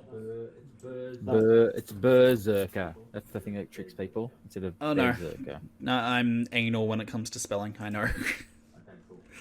Okay, cool. Alright, so with an 18... Now, the door in front of you is fairly sturdy, and it takes you a moment to figure out exactly where the unlocking mechanism is. It looks like it has been stealthily hidden under a small layer of fungus, which it takes you a moment to clear out of the keyhole before you're able to work in the lockpicking tools. Take the flavor from here, you will be succeeding. Thank you. I remember that I still have the monocle, and thankfully I do, because that's how I notice that it's behind the mold. I flick it aside with a deft movement of one of my thieves' tools, then stick them in there, and after a moment of incredibly dexterous movement, hear the satisfying snick as the lock becomes undone. Yep. Excellent. And then I go, Nero, catch. I drop him the monocle down the ladder. Now, despite unlocking the door, even as you push upon it, it seems that there seems to be a fair amount of resistance coming from the other side, as if something is either actively working against your opening it, or something is pinning it shut. Okay, I'm not trying to open it too much. Is there a gap at Not all? enough for you or Trim to go through. It's about maybe a 1-inch gap. So can I see the other side, What though? you can see through is the walls in there seem to be overgrown, just absolute, with the fungus and vines, which seem to be stereotypical of this entire area. Aside from that, you're not really able to see anything beyond this particular area. Okay. I come back downstairs and tell the guys that. And are you still levitated? I think you're still levitated. Okay. Am I? What's the duration on Let's it? have a look.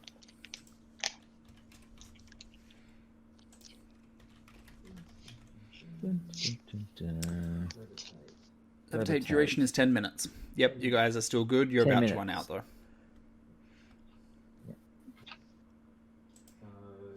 So, do you want to float up to get ready to float up after we've blown the shit out of the door, the mouth rather? Yep. Okay, and with the rope, and with you and me on it, and my good Lord Barbarians, I want you to go up these stairs and smash through the door. I'm thinking instead of carrying you, I should probably carry Saltorin. Okay.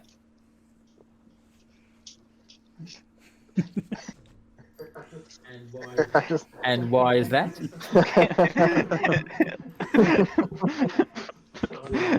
So he actually gets in. Yeah, do you really want me to have to roll? That's okay. That's probably a good Looks you in idea. the eye and simply says union reasons. Okay. Let's do it. All right. So, Ogre, you float up with Saltorum, I assume, slung over your shoulders. No, not yet. Oh. They're gonna go after we blow Alright. the head off. Otherwise, they're gonna get blown up. Someone has to yell knock knock, and then shoot the ballista. Yes. Would you like to do that? Knock knock, and I pull the string. All right. So there is a heavy twang as the taut wire which hosts the ballista shoots out and slams into the head of the construct directly above you. Now there is a crackling noise as various magical wards come to life and attempt to impede the ballista's progress to impact into the head itself. There is, however, a sudden explosion as firstly the ward stone cracks and in doing so setting off the book. The book creates a incredible front of cold which you guys are able to feel even down here as the immediate area around the hole in the ground. So give me a sec. Around here just immediately is covered in a layer of frost. However, what happens up above is that the magical foxcall warding stone, on the other hand, seems to go into a direct conflict with the various wards all over the course of a second. Salturum, the only notification you receive of what's going on is just this unbearable pressure coming at you through your magical senses before the two of them explode with a bright light, and then suddenly the Foxcurl Wardstone just lands on the torso with a abrupt clank, rolls down the torso, and then down through the hole. You guys can hear a crashing sound as it shatters on the bottom level.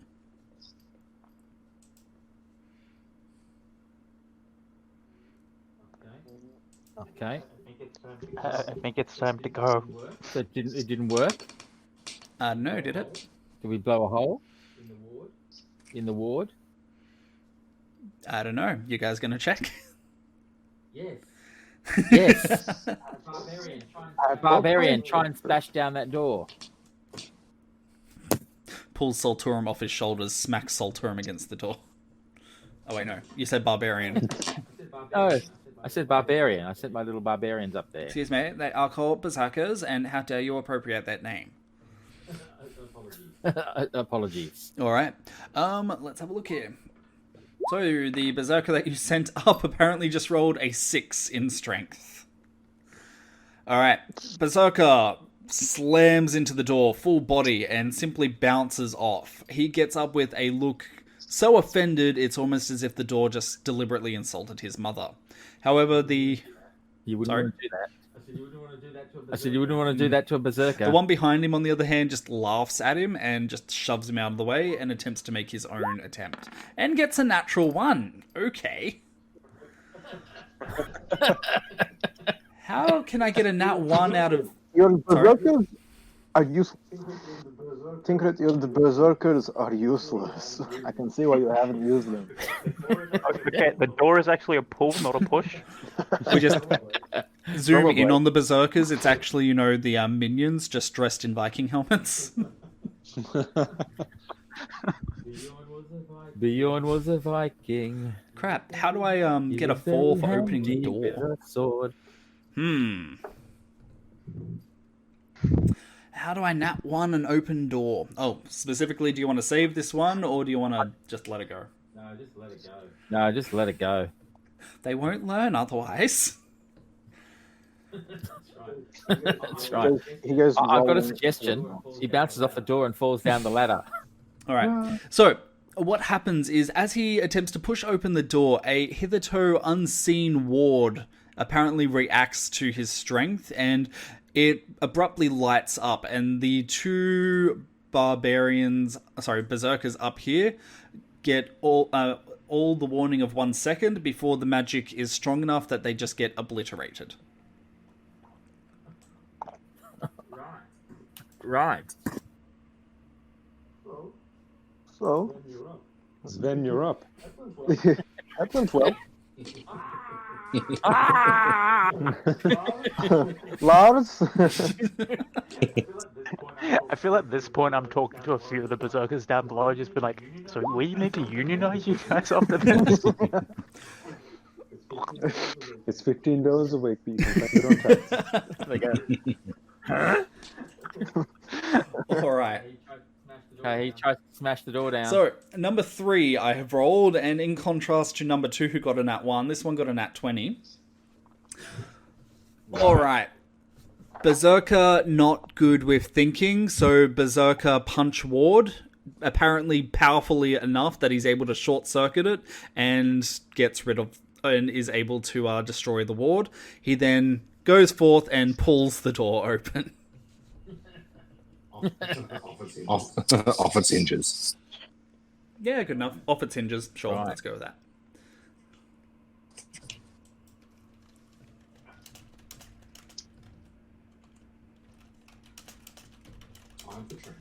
Time for trim. All right. So, give me a sec. I will reveal the area. What are you doing? Nope. I think it's giving me like a dynamic hiding tool now, which is just really confusing because before it was just a case of it was either hidden or it just wasn't. Okay. So, ignoring what you guys can see on the map, you guys are able to see that this particular room seems to have a very powerful looking magical construct. You have seen this particular weapon able to open up and blast the Angel of Morsilla that had been summoned. It looks like this particular one is currently being controlled by a singular orb over here. However, it looks like all the walls in this particular room are massively overgrown with fungus, plants, and pretty much every other sort of horrible green thing. And it looks like it is also extending over to the floors. Trimp, as he looks around, can also see that the ladder up here, there is another ladder, but it is behind a second gate. Is this like the first RPG that you guys have encountered where the big bad knows how to use a locked door? No, not the first. Barbarian, try and smash that door. Barbarian learns the word union. And Barbarian gets a second nat 20 in a row. Maybe you guys should make him a party member. This one's a keeper. This one's a keeper. Olga's like, I'm so proud. That's what I'm playing next, guys. Promote this guy. Give that one a raise. I will. All right. So, in that case, like before, he pulls and just yanks this door off its hinge, and that ladder is now available to you guys as well. Right. Alright, let's keep going. Ignore the laser? Ignore the laser? We'll get that later. We can't push. See any switches or anything on the laser? There is the magical interface down here, which seems to be interacting with the magical crystal, like the one that you had downstairs, but it looks like this one seems to be dedicating its power specifically towards the magic laser, I guess. Is the laser able to be moved directionally? Not really. Could I iron bands the crystal? Sorry? Could I iron bands the crystal? You may try. I assume that you're going to be having to get up here to begin with. Yep. Acrobatics or athletics to climb up. Gets a 1, falls down to the bottom. No. 18. Yep, you are able to bounce up, no problem.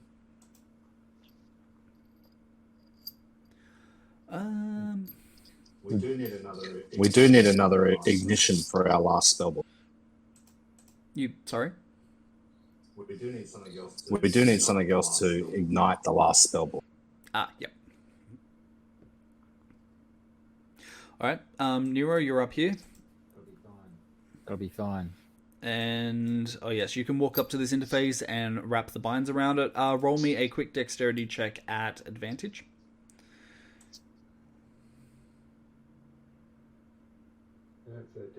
That's a dex check, not Correct. a dex save. Wow. You rolled a 1 and a 2. That's Now you also did. Yeah, you've also got the what's his name, Bardic Inspiration, which is 1d8 now. So you're not only rolled a nat 1, but you also rolled a nat halfling 1. It's a halfling nat 1. Yeah. Quick, Bardic Inspiration, d8. No, I think I'm going to cash in a 20. Let me remove that from the tally. Done. So I think I'm back to 2 now. All right. So you, after very carefully interacting with the crystal, you're able to use the iron bands in order to separate it from the rest of the magical construct that it is currently powering and just yank it out of the holding area. In doing so, the sensation of electricity in the air just begins to die down a little as this entire thing just abruptly loses all power. However, most concerningly, it seems that the magical energy was also doing one other effect, as it looks like the various proponents of this particular magical construct begins to just simply fall apart. What do you mean by that? What do you mean by that? It was in one piece, now it is in several. The laser. The laser. Oh, not the undead. No, not the giant. Not the mech. Cool. Good done. Not the meat mech. The meat mech. He's like a steak and veg. I had to think about that for a moment. Number 32, your steak and 3 veg is ready. Well, I mean, you guys have gotten rid of 2 crystal balls so far, so...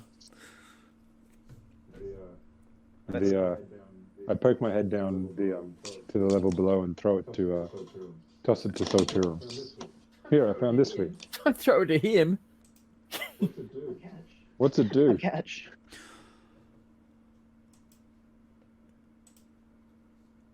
Now, Sorry, what did you say, Nero? I just threw a Okay. laser ball at now, All right, I will do Nero. it. is a 14 enough to get past your armor class? It is not. It is not. Alright. So as you throw down the orb, you get the sensation of something touching the middle of your back. When you whip around, you are unable to see anything. What about Trimp? Tinkrit. Yes. Is Trimp seeing anything here? Well, he goes through the hatch. I don't know. Oh, did he? Okay. I thought he was still there. Trimp's up there. Alright. Okay. Can I actively perceive anything? Sorry? Could I actively perceive You anything? cannot. Alright, so what Trimp can see up here is a control room, which seems to be using a lot of power in from the magical energy which is currently going through it. Ignore this patch in the middle, it's just all flat that you guys can actually see. Okay. Aside from that, you are able to see a fairly weedy looking human male who seems to be roughly of the age of Ciruimon. You can see that he has just pulled himself out of the wall somehow, and he is currently sweating rather viciously. He simply rumbles over to the magical interface here and begins to interact with the wards as if trying to search desperately for something to help. Charge! I send what's his name near him? Sven. Sven. And how many can I get up there in the time? Sorry? Can I get Sven up there? or- You should be able to. Again, no ladder. So, oh wait, no, this one was protected.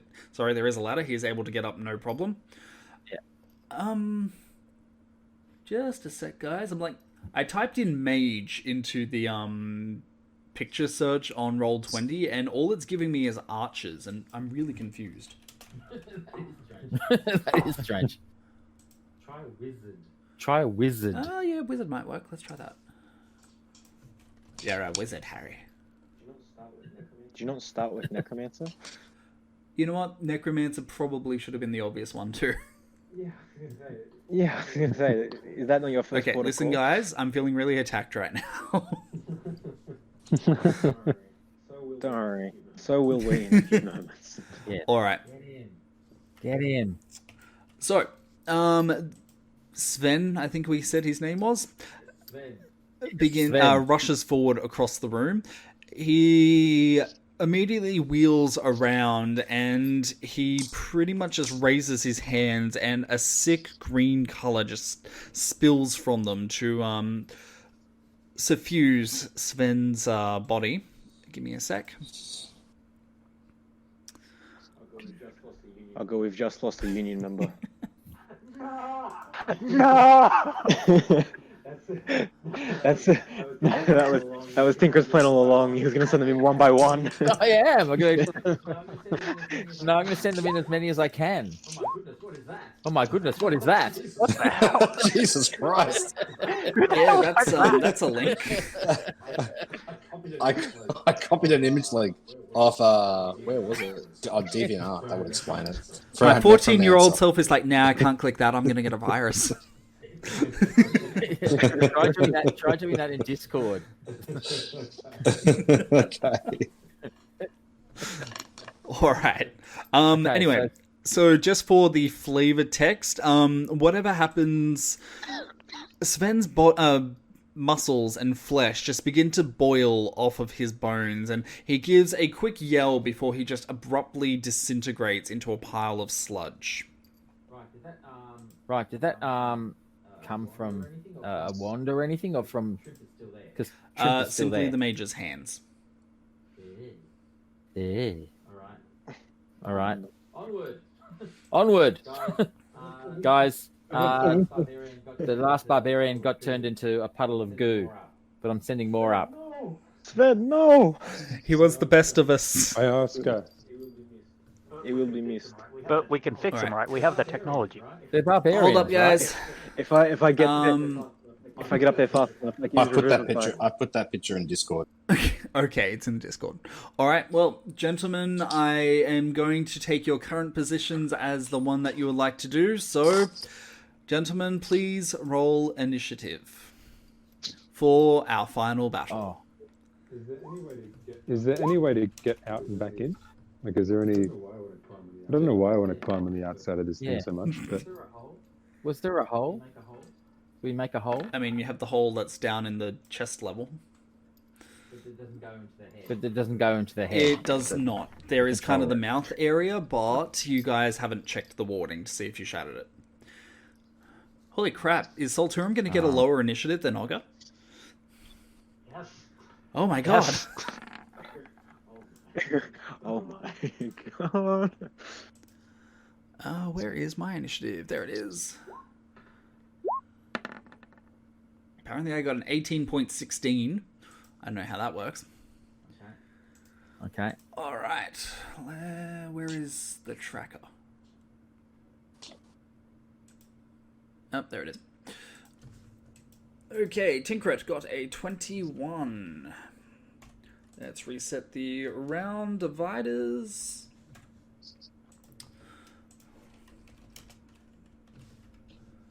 And putting that in there, otherwise I'm going to forget. Nero got himself a 16. Did you roll? yeah, I don't know why it cool. rolled I was twice. just like, are you rolling advantage at? No. Okay, 16. Solturum apparently fell asleep on the job because he's final in the turn order. I'm still down in the living quarters. Yeah. Did you haste me, Salty, old boy? Are you with me still? Yes.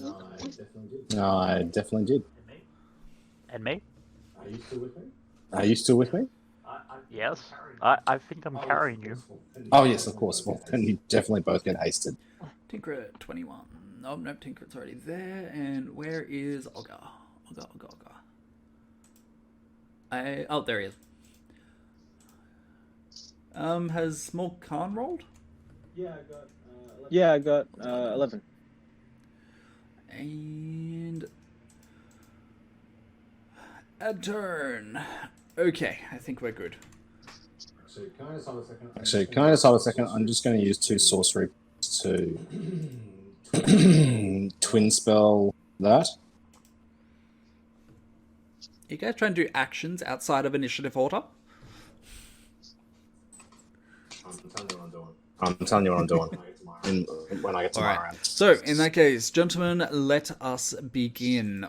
Tinkrit, it is your turn. Okay. How many? Well, How you need to wait for me. You need to wait for me. do I to be hasted? Yeah.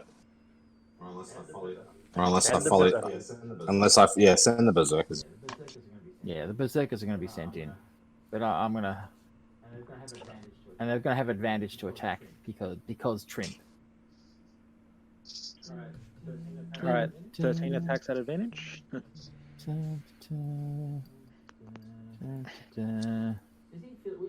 Is he feel which square is he in, Sam? I'll put him here. I'll just put him into an actual square. There we go. Can I just say, guys, can none of you guys actually go into the room and before I get an opportunity to drop some spells up there? Yep, as long as they're fire. Because he's in a 20 by 25 square room, which is not big. It is not. So what you're trying to tell me is you want to cast Fireball. Okay. You're going to burn all my barbarians, berserkers. Okay, so actually then I'll move that many up.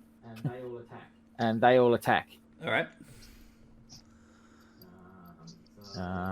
So how do I attack? Yeah, you want me to get it?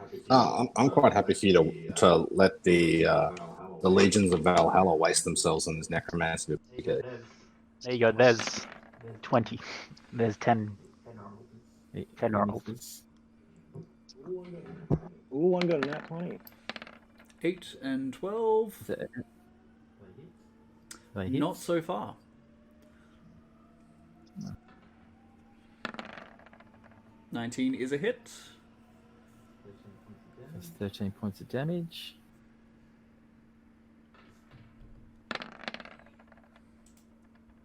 Is not a hit. And one more. Oh yeah. Oh yeah. All right. Nat 20 for our intrepid listeners. It's Sven too. Cut his hand off. Sven too. All right. So, 3 of your berserkers are going to miss. What happens for them to miss? Their swords get tangled. They're so intent on chopping him to bits that their swords get entangled. And they stop each other from hitting him. Womp, womp, womp. All right. Yes. So the 2 on either side of him see that happened and realize that a thrust with a great axe is probably going to do as much damage for a guy without armor as a wave. So they slam it into him from either side. All right. So how much damage is that? 13 plus. All right, 31 damage total. Maths. There we go. All right. So the first 2 of the attacks go out, and actually, I'm just going to double that because that's the berserker's attack. All right. So yes, they go out, and there are 2 shunk noises as their weapons impale the necromancer directly. He gives a shuddering gasp and just goes very pale. What else would you like for your turn? I'm waiting to be hasted. So when I'm hasted, then I'll move up and have a go at him. But I have to wait till Solturum's turn. Alrighty. Well, in that case, it is now the necromancer's turn. So Yoris, realizing what kind of state everything is in, very abruptly brings up his hands and just drops a bunch of black magic directly into the floor itself. Trimp is able to see that the necromantic energy begins to come up out of the floor and wraps around the various berserkers, holding them fairly tight. Give me a second. All right, so gentlemen, this square up here, which I'm about to outline in black, is now considered difficult terrain.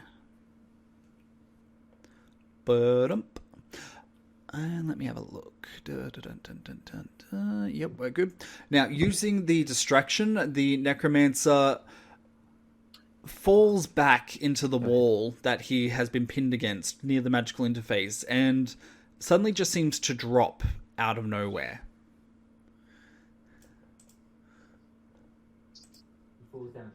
He falls down a trapdoor. There is just... It looks like he suddenly dropped. To Trimp, it looks like he dropped, but there is nowhere for him to drop to. Because directly below him is this Correct. room, is it not? And he didn't appear. He's gone invisible or something. All right. We'll find out. Nero, hit me up. What would you like to do? So I've just been attacked by something behind me, haven't I? Well, I whirled around and nothing was there. Yep. And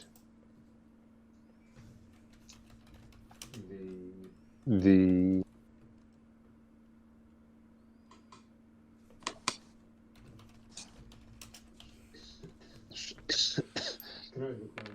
Can I look around the room and try to spot like something like a shadow falling on the ground where there shouldn't be a shadow or Sure something thing. like that? Roll me active perception if that's the case.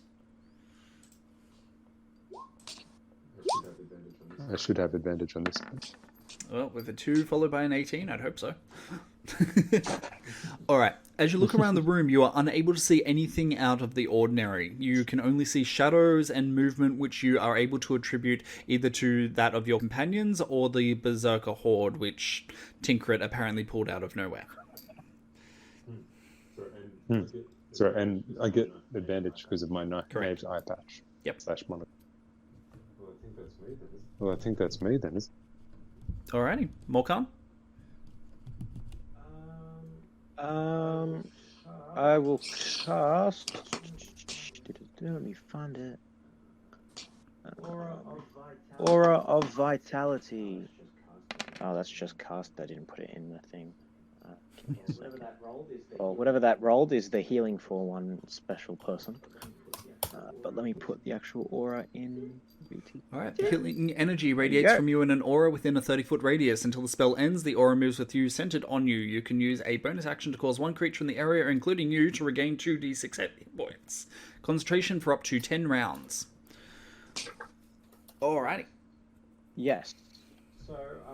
So I will use that 9 hit points to give to Ogre. Yay, because I need more help. Yes.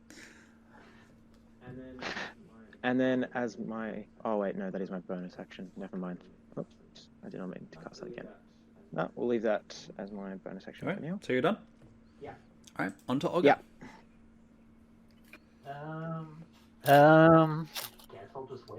Guess I'll just wait for the Berserker Horde. Like, I've got nothing to do.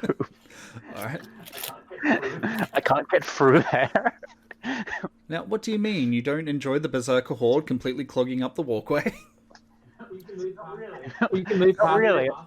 You can move past them. They're on your side, so you can move past them. Isn't it a difficult terrain if there's people in it? Yeah, but it's not impossible. Yeah, but I only have 30-foot movement, so that'll get me to there. That'll get me to there. I can make it basically to the ladder. Probably isn't the best. So what did you do in the final fight? Oh, I got uncomfortably close to a berserker. I guess I'll start talking to this guy here about unionizing. And all right, Solturum. Well, I'm casting haste on Tinkrit, and then I'm going to move up to this floor up here and cast it on Ogre. I thought Ogre brought you with him. Oh yes. Am I with you, Ogre? Yeah. On the way. We should All right. be up here, shouldn't we? Yeah. Well, maybe Tinkrit, you can come up now. What was? Oh, He would have been up. we were. Yeah. Yeah. All right. So I'm casting haste on both Olga and I twin spelled that. So going to I cast Connect Barrier like right at the beginning of this. That's probably gone by now, is it, Sam? All right. Cast it again. In respect of. Oh no, I get all of them at level on that. All right.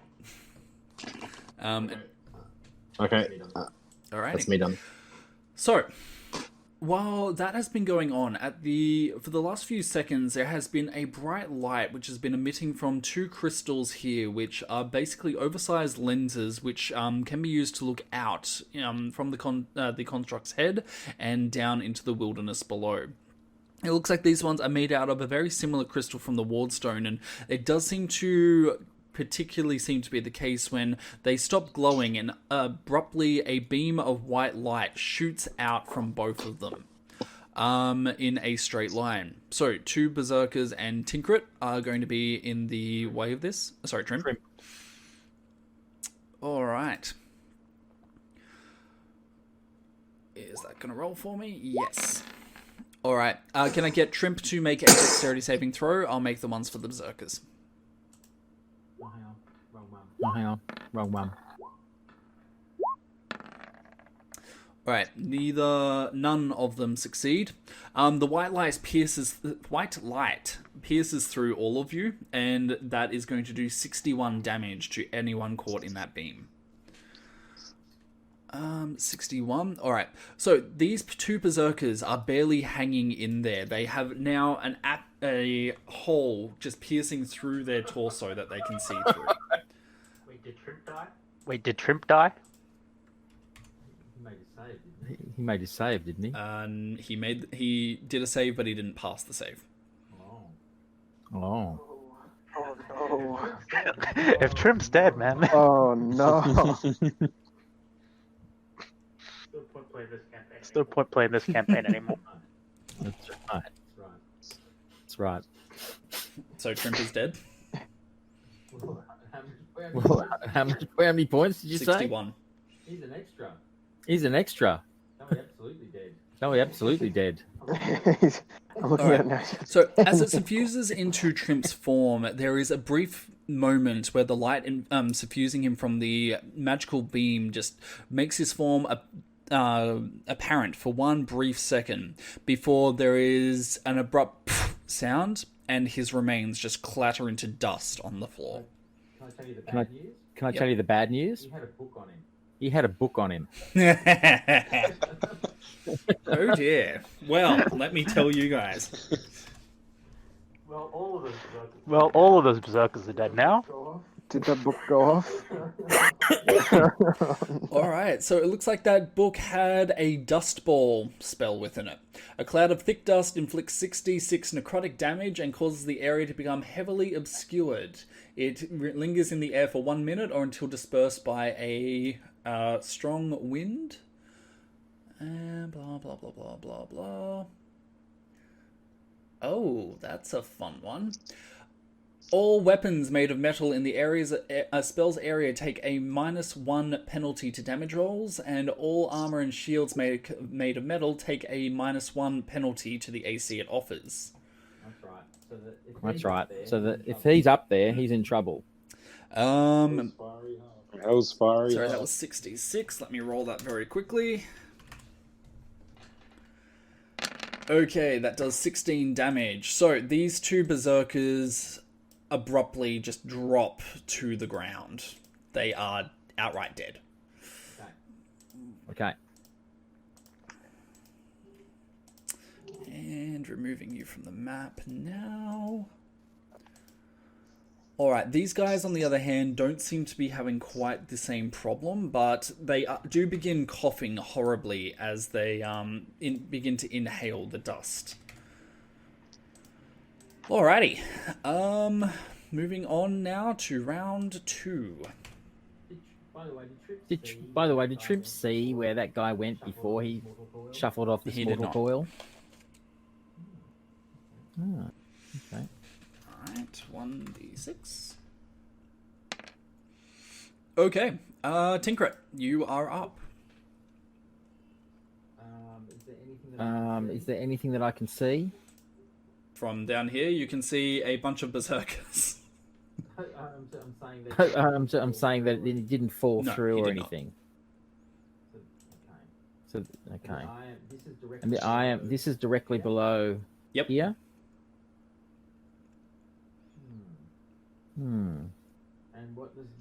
And what do I estimate the gap of the ceiling and the floor width to be? Could he be in the floor? You do not suspect him to be in the floor. The floor itself only seems to be maybe half a foot thick.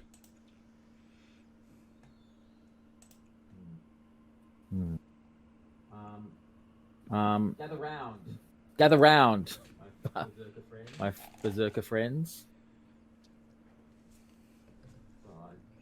So I try and go in there and ask them to move out of the way. Move! Alright, anything else for your turn? I don't see how I can do anything if I can't see anything. Oh, I could. You know what? See if hideous laughter. Maybe I can. I have to see them. What the hell? What about vicious mockery? Aha! I don't have to see them. Okay, so I'm going to cast vicious mockery. Let me have a look. Not you. And there's no the +4 hexblades curse is not there, so it's just 6. He rolls a 15. He doesn't Alrighty. pass. Well, in that case, what would you like to mock him with?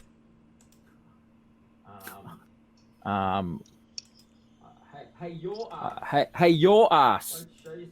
Why don't you show yourself, you gutless piece of necromantic turd flesh? Solturum and Morkan just hold up like scorecards with 2 on them. Look, it wasn't your best. Okay. Alright. Whichever way I go, I come here to the place you are. All my instincts, they return, and the grand finale, you will soon burn. With lots of noise, with all my pride, I want to see your quivering insides. It's your ass, the light, the heat. It's your ass, your end complete. It's your ass. I see the doorway to 1,000 futures, and you're in none. The resolution of all unstoppable searches, you rebel scum. I see the light and the heat. It's your ass. Oh, it's your death complete. Don't fight the light. Don't fight the fire. The heat is coming. You're dead. Your ass. Is that better? That's a bit better. I think that deserves a nat 20. I'll give him a clap. Well, I tried. 10 out of 10. And also amazing, he was able to say all that within 6 seconds. Yes.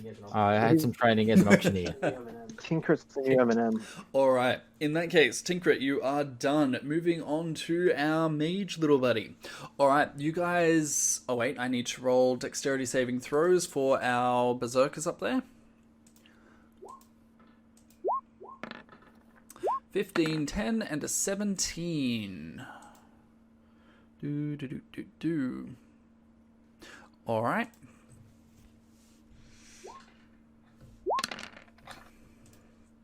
Don't mind me, guys, just doing stuff that you can't see. Bah ha ha ha ha ha. Alright. God. Alright, you guys aren't able to hear or see anything, but up above, the berserkers begin, witness the wall over here begin to emit a horrible, noxious-looking cloud, which just begins to fall onto the ground. Within the same black square, this area is now even more... Oh, wait, no, they actually can't see that because of the dust, can they? So this entire area continues to be heavily obscured. Alright, well, that is it for my turn. Nero. Okay. Give me 1 sec, sorry. Just give me 1 sec. Sorry, just wanted to. No, you do it now. Oh my. Do I need to see?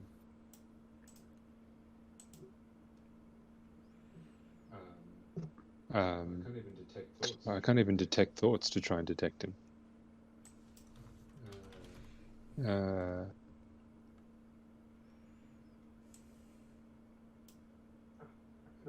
I could have picked a spell called Detect Life. I thought that would have been useless. That would have been great right about now. Mm. Can you detect evil? No, I don't think so. I can do Protect from.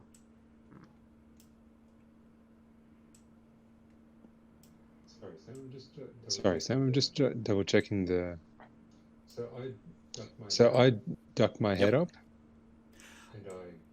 and I use the last of my chi points to detect thoughts. Alrighty. You can use this spell. So I can't read his mind, but I can only do that if I see him. But instead, you can also use this spell to detect the presence of thinking creatures you can't see. Oh, very nice.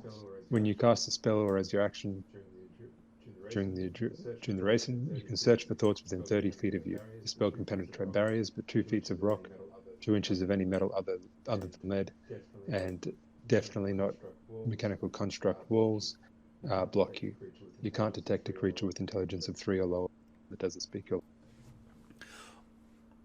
Alrighty. You are able to detect thoughts from this particular room. You quickly scan across and sense the thoughts of the 3 berserkers currently caught in here, who are pretty much hacking up their lungs, just trying to deal with the now 3-tiered level area of effect stuff that's going on in here. However, it takes you a moment before you can abruptly hear a very panicked undertone, which seems to be coming from... Where are you? You are that way. Where is my ruler? Which seems to be coming from this wall over here. I don't know if you guys can see my ruler mark. Yep. Okay. Yes. Yep. You There? Yeah, so around... Oh, yeah, I can do pings, can't I? Duh. You can sense thoughts which seems to be coming from within this wall. So now I can detect its thoughts. Very vaguely, yes. Yeah. And I think I then...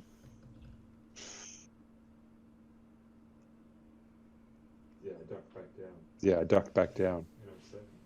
And I yell at the berserkers, he's on the east wall. He's in the east wall. And then jump back down. Alrighty. Morgan. Okay, I'm going to start off by using my new spell, Strength of the Avenger. I can't unfortunately display that. I'm fairly sure it's not concentration. It doesn't say that it is there. Do you have it up there to advise our listeners? Yeah, I have it up. It doesn't say it would be next to Yep. duration? Yeah, it just says 1 minute. Yeah, it just says 1 minute, not 1 minute Okay, concentration. then yeah, it's fine. Alright, cool. I'll cast that.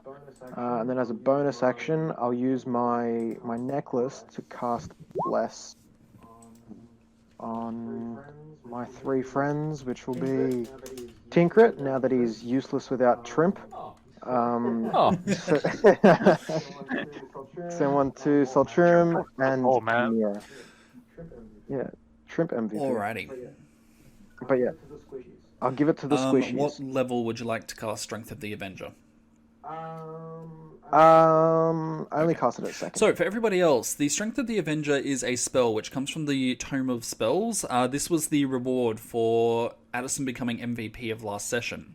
So, the flavor text is, you begin to glow with brilliant and holy light. For the duration, you have advantage on strength attack rolls and saving throws to avoid being charmed, frightened, or knocked prone. You also gain 10 temporary hit points.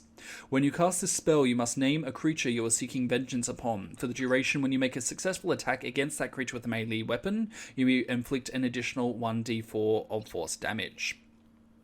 So, with that flavor in mind, Addison, how does Morkan look? Morkan is now Morkan is now a 7.5 to 8 foot tall Goliath who's basically radiating radiant energy. He looks like a glow stick pretty much, and he's furious. He's called vengeance upon the necromancer, and he's ready to wreck shit pretty much. And what's the necromancer's name, Addison? Look, the necromancer. I'm not paying attention to the politics. I just know him as the evil man. Could you please? Oh yes, it was Yora. Yora? Yes, something along the lines of that. My butt, All I think. right. Okay, and is that it for your turn? Yep. Okay, yeah. moving on to Ogre. I'll stay back now. I guess I'll climb up the ladder. And I have no idea where he is, do I? Didn't Nero say? He said to the berserkers. He's in the east wall. Damn it. So you said he was in the east wall? Yes. I guess I'll throw my spear at the east wall. All right, hit me up. Try and cut it open. And stand in all of that shit? Sorry, what have you done with Ogre? Oh. 13? 13 is not enough to hit. In this case, I'm going to say that you have just hit the wrong area. Do you want to add any particular flavor to that? Nah, not really. It's probably just my spear sticking out of the wall, and then it's just going to teleport back to my hand. Anything else?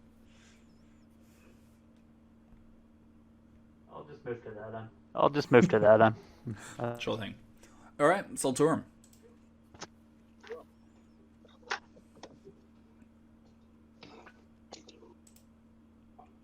Luke, you're muted. Do it. Well, if I cast up there, I'm going to block Ogre and the Berserkers. No, depending where you aim it. If you aim it in this corner here, it doesn't get Ogre. Don't worry about the berserkers. That's why we need you.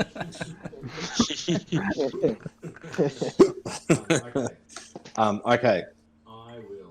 I will climb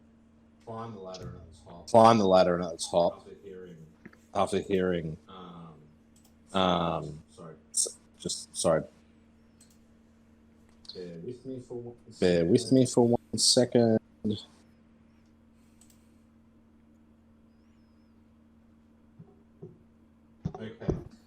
Okay, so I'm going to cast a fireball into this area. All right. Okay. If you aim it down here, then it will get that area and won't get Ogre. It doesn't get Ogre if I cast here. Oh, sorry. It does. This is 5. These squares are 5 feet, are they? Yeah, not 10 feet. Yeah. Okay, I'll cast it there. All right. Sure. Okay. And I will cast it.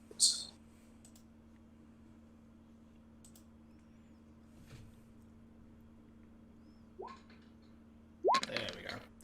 All right, dexterity saving throw. Let's get this underway. Where is it? Not that, not that, not that. So Sam, these are kind of flesh walls. Yep. Is that what you're telling us? I've been telling you that the entire time. Ooh, I know. I'm just checking. it's definitely gonna smell when Solturum burns that up. Hopefully they can burn some of this gas or dust up as well. Yeah, probably get all the tentacles too. All right. So it looks like shockingly the wall is unable to dodge.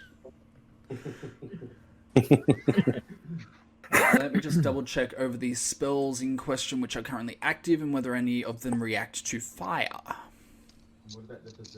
And what about the berserkers? They react to fire. Well, no, they can do a reflex. Oh, yes, save. berserkers need to do it as well. God damn it, you set off sprinklers. They sizzle. Half damage. Berserker gets 12, 11, and then the final one gets a 21. Nat 20. So, God damn, Sven's gone good. Yeah, it's probably is still Sven. It's Sven all too. right. KPI achieved. Those guys are going to be taking 25 fire damage. Oh boy. And now I need Plus 3 of them. Plus 3 of them. okay, 28.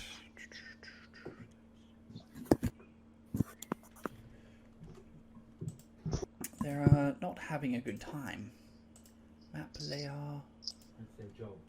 That's their job. You're paid for this. And this guy did pass, so he's going to get that done.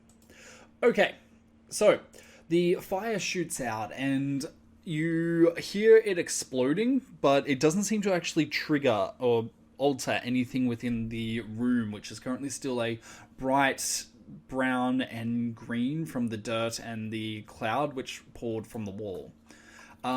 You hear screams of pain from within the fog, but that is all that you are able to hear.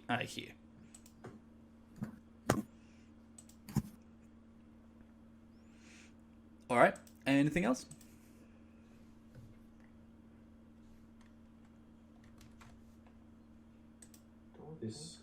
Don't This. think so. Well, I'm just wondering whether.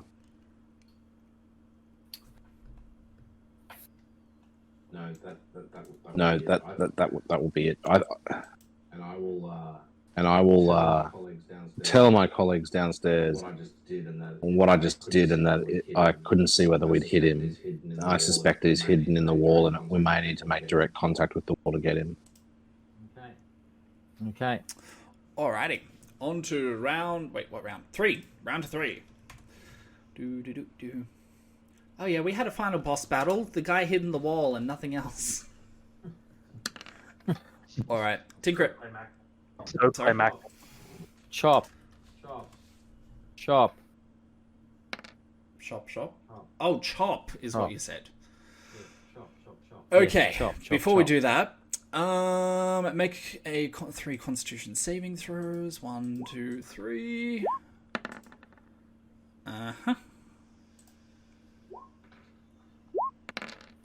That's a 15. Okay, 2 of your berserkers up here are dead. But Sven 2 is still alive. Barely. Let's get Sven 2 out of there. What is he at? He is at... Okay, he is at 9 HP. Lastly, Okay. nope, still going. They are all restrained by the tentacles, by the way. Yeah, that means they move slowly, right? But they can still Yes, attack. but now I need to do dexterity saves to see if they break out. And he does not. He gets a 9, alright? Taking... This is the right page, yep.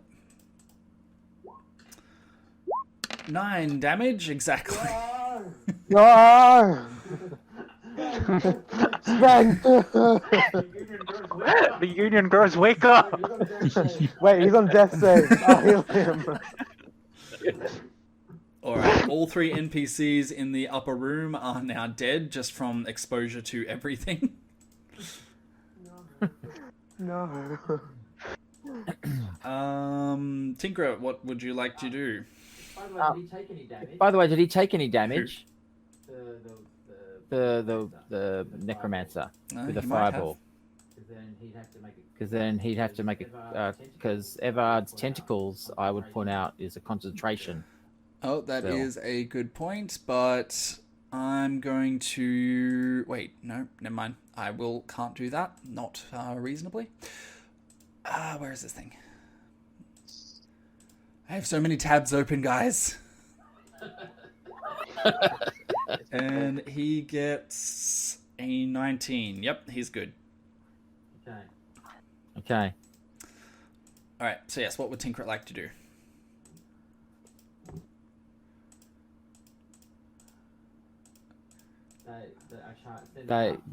Send them up. Send them all to die. Is this a, can they be in the corner there and smash into the wall? One can be in the corner. The rest of them can't. Yeah. But I believe those two who are entering in now need to make 3 saves here. Oh God, what have I done? I should go up there. I should go up there just to give them all +4. You should. You're within range anyway, where you are. Oh yeah, that's true. Does it go 10 feet up? Okay.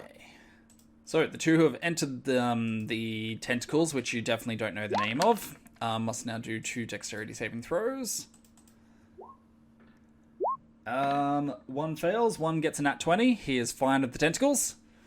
And the other one needs to deal with the mysterious green stuff, which you guys definitely don't know, so that's Constitution. I have made terrible choices, and they both pass. Okay, so in that case, the one who failed against the tentacles is going to be taking 14 damage, so I'm going to do that. And they are both going to be taking damage from the mysterious cloud, but that will be halved. Which is going to do an additional 13. Alright. Now you may chop, chop, chop. Okay.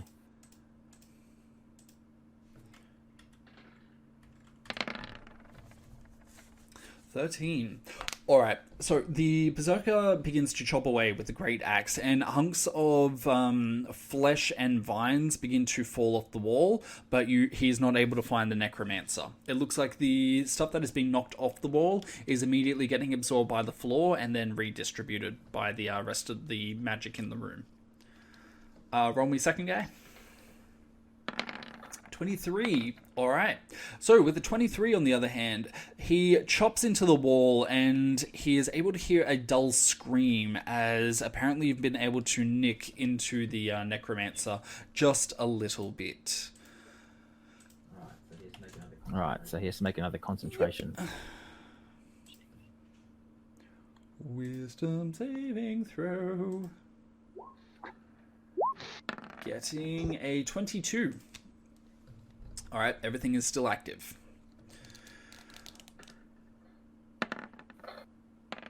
Oh, they get double stuff, do they?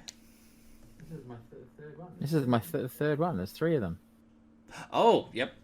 Okay. So I'm going to say it was these guys. Yep. Alright. And he likewise is able to chop in and manages to hit the Necromancer just barely. So there is screams, and abruptly the Necromancer seems to almost, it looks like, turn in the perception of the Berserker, and he just abruptly is no longer there.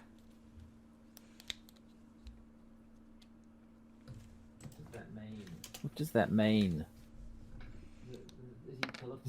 Is he teleporting within it? Is that what's happening? Is that a question to me, or? Yes, I guess what is their perception? Can I roll perception Sure. for them or something, or?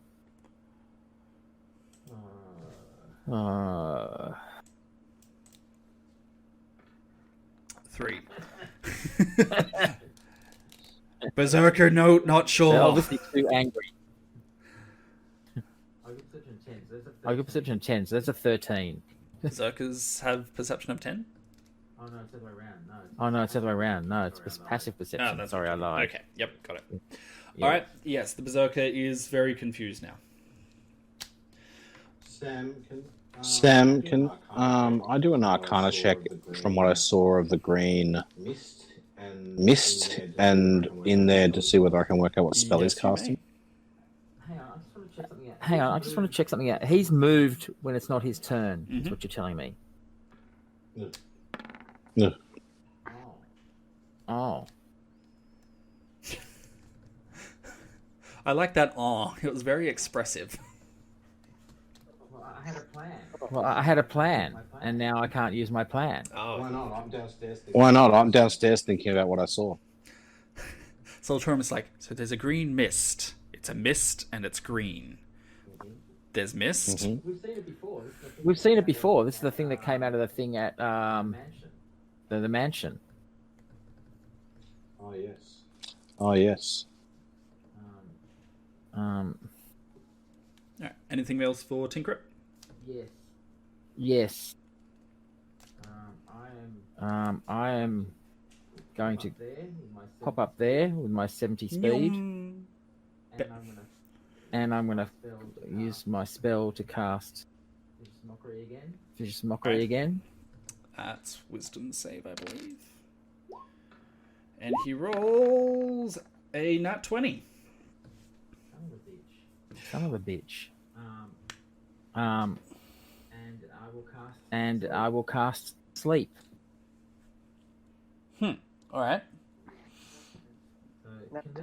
So which one of them saved, by the way? Because could they move? They can still move. It's still their turn. This one.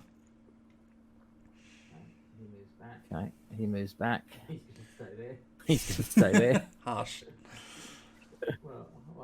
Well, I'm going to try and move him. You're the expendable one. I can stand underneath him anyway because I'm me. Because I'm so bloody small. That's okay. Wait, so he's in my space?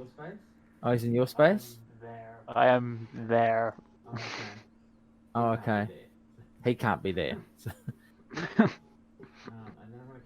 And then I'm going to cast Sleep. And I'm going to assume if he was here, I'm going to assume he's going to be there. All right. So you're casting the spell there? I'm going to upcast Sleep. All right. So, for those listening in, creatures within 20 feet of the point you choose within range are affected in ascending order of their current hit points. Tinkrit, you have guessed incorrectly. The sleep spell fails as it is not able to affect any conscious being in that area. But wait, there's range. 20 feet diameter. Yep. So if I put it here... Oh, you said up here. No, I haven't finished yet. Here, because I wanted to do those. Can you see that? See what? Up there. Oh, you can't. Obviously, you can't if you can't see it. Hang on. I wanted to do this. Okay, so that's what you're doing. All right. So it is a 20-foot diameter from the point that you're picking. So if you do it in that square, for example, by 10. So you can't see the bits that I'm doing. I'm trying to do outside the wall there.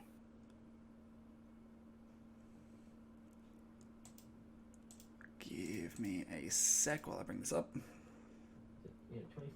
So, 20-foot diameter. Where's this thing? Here we go. This thing here.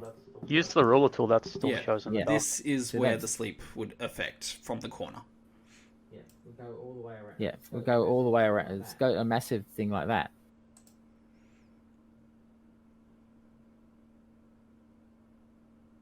Oh, wait, no. Yep, sorry, I was reading that incorrectly. So, 20 5, feet. 10, 15, 20...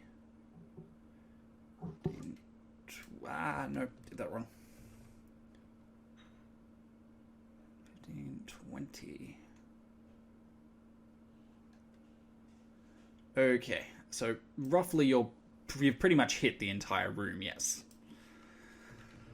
Okay. Yeah. You have still missed him, surprisingly. Okay. I'm going to take a screenshot of this, and I'm going to show you after the battle, because otherwise, like, in your shoes, I would feel gypped, but I will show you exactly where he is right now. Okay. But, yes. I can't, because the room is there, I can't see Correct. the area. The bits outside, I mean, that you're showing me where yeah. I've reached. So I'm taking that into account, since I can see everything that you guys can't, obviously. Yeah, cool. All right. And no, that's my. I've got another because I'm hasted. I'm going to cast another. What's his name on him? Vicious Mockery. Mockery. All right. Maybe I'll use.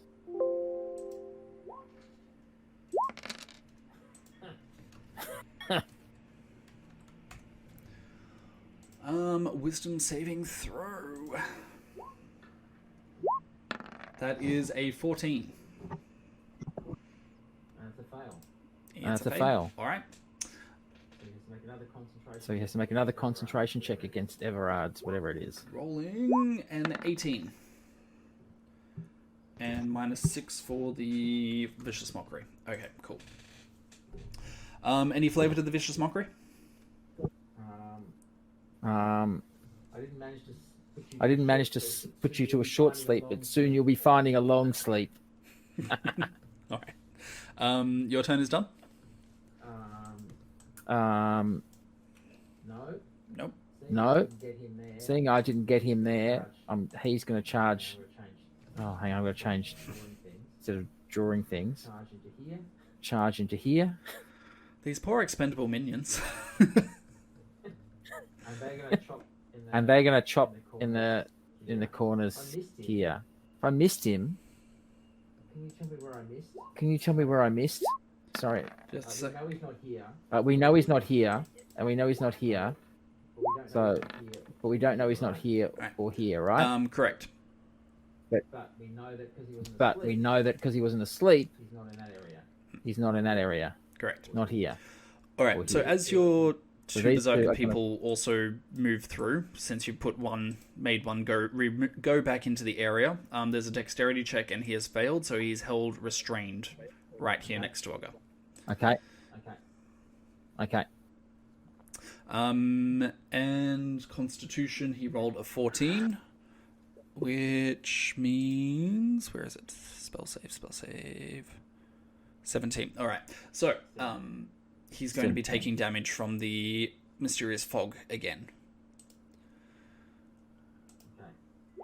Okay. Dealing 14 damage. Wow, that was low. That's good. All right, done. And now he's going to attack. Okay. 18. That is a pass. So where were you getting him to hit?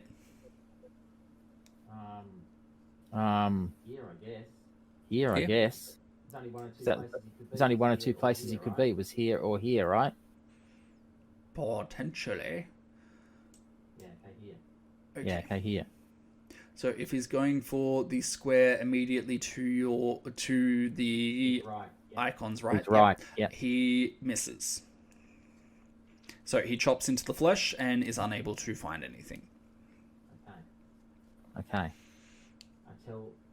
I tell Olga that he's probably there. And then I go back down the ladder. Alrighty. Except I can't move myself.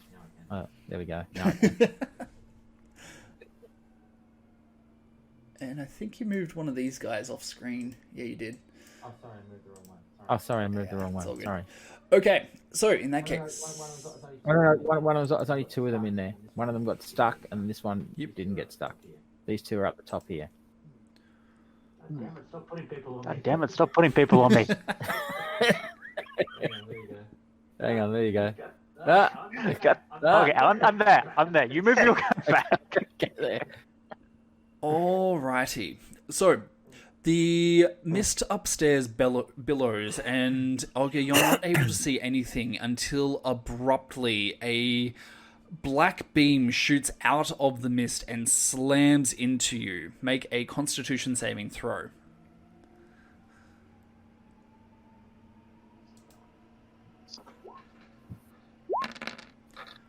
$25. I think wow. I'm good. Plus I get a D6. Just to rub it in 29. that little bit further. Which counts as a nat 20. Alright, let me have a look. You know what? Actually, I am going to invoke your nat 1. Oh no! Probably saw that coming. Alright, so you are down to 0 nat 1s, and your Constitution saving throw has automatically failed, as this particular attack suffuses your body, and let's have a look. You are going to be taking 74 points of necrotic damage. Oh my god. And he was talking, don't bother healing me. Yeah, no, I'll be right. I'm fine, guys. Don't worry about it. Fuck off. And give me a sec. Alrighty. That's my only nat one, right? Well, I could tell you, but that's no fun. Yeah, fair enough. Yeah, fair All enough. right.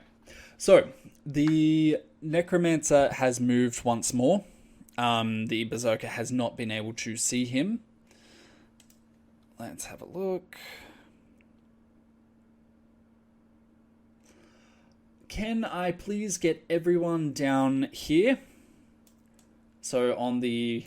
Yep, so can I get from Tinkrit, Nero, Solturum, the Shield Guardian, and Morkan, can I get you guys to all please make a Constitution saving throw?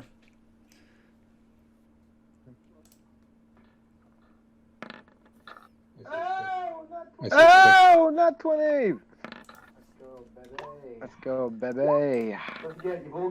Don't forget, you've all got blessed, you squishies. And +4.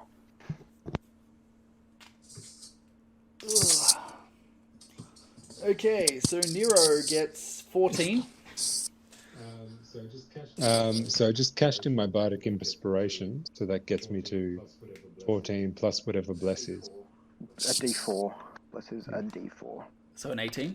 All right. 15. A 15. Oh yeah, that was Rob. Herp to derp derp. All right, 15.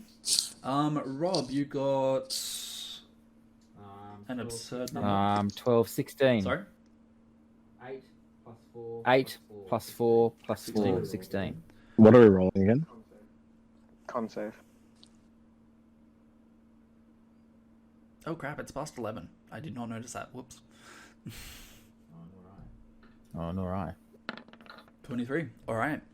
So. And the Shield Guardian 21. Okay. So Shield Guardian, Solturum, and Morkan, shockingly, all pass. Nero and Tinkrit, the two of you are now going to be taking damage. For whatever reason... Sorry? I was going to say, I got a nat 20 on that one. Can I use that to protect them? Yes, if you would like. Alright, Yes, so please. Addison, Morkan begins to detect a buildup of necromantic energy, and Morkan abruptly notices that coming from this wall here. Now, he reacts more than he moves, and he just jumps directly in front and slams his hand down on those walls, just in time for black energy to come out and ripple up through his armor and into him, where he is how would you like to flavor him being able to handle the energies? Because of my vengeance, I think my glowing energy basically, kind of like Harry Potter, like, you know, the red versus green, spells, basically combats it, and I channel my glowing aura back into the wall to prevent it from getting anywhere closer to my friends. All right, Nero, your turn. Can I feel him on this level? Can I feel him on this level? Yes. I can. Cool. So he's. Can I just? Where do I feel his thoughts emanating from? Here.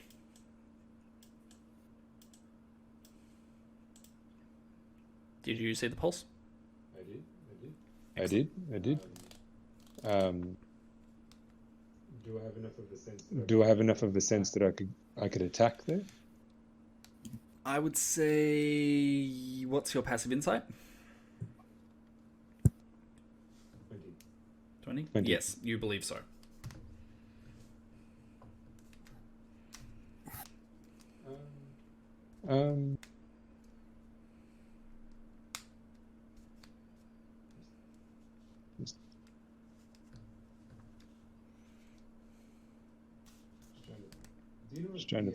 Do you know if the extra attack has to be with a monk weapon? Extra attack provided by what? Open hand or a monk. It's an open hand or a monk weapon. Has to be an open hand or monk. Cool. All right. I will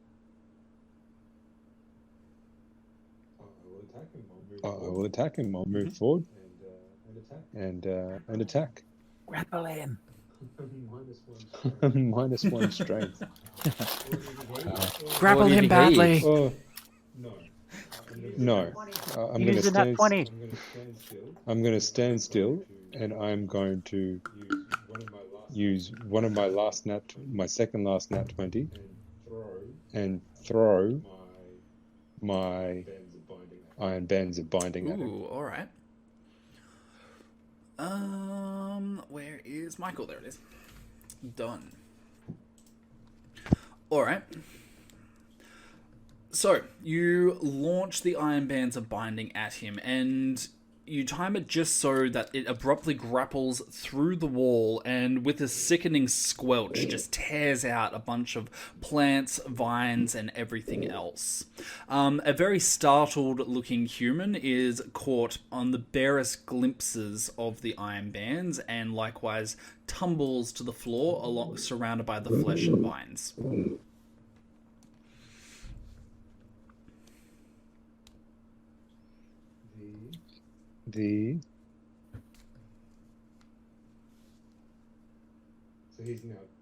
So he's now trapped. For now. That's going to count Yep. as my action, isn't it?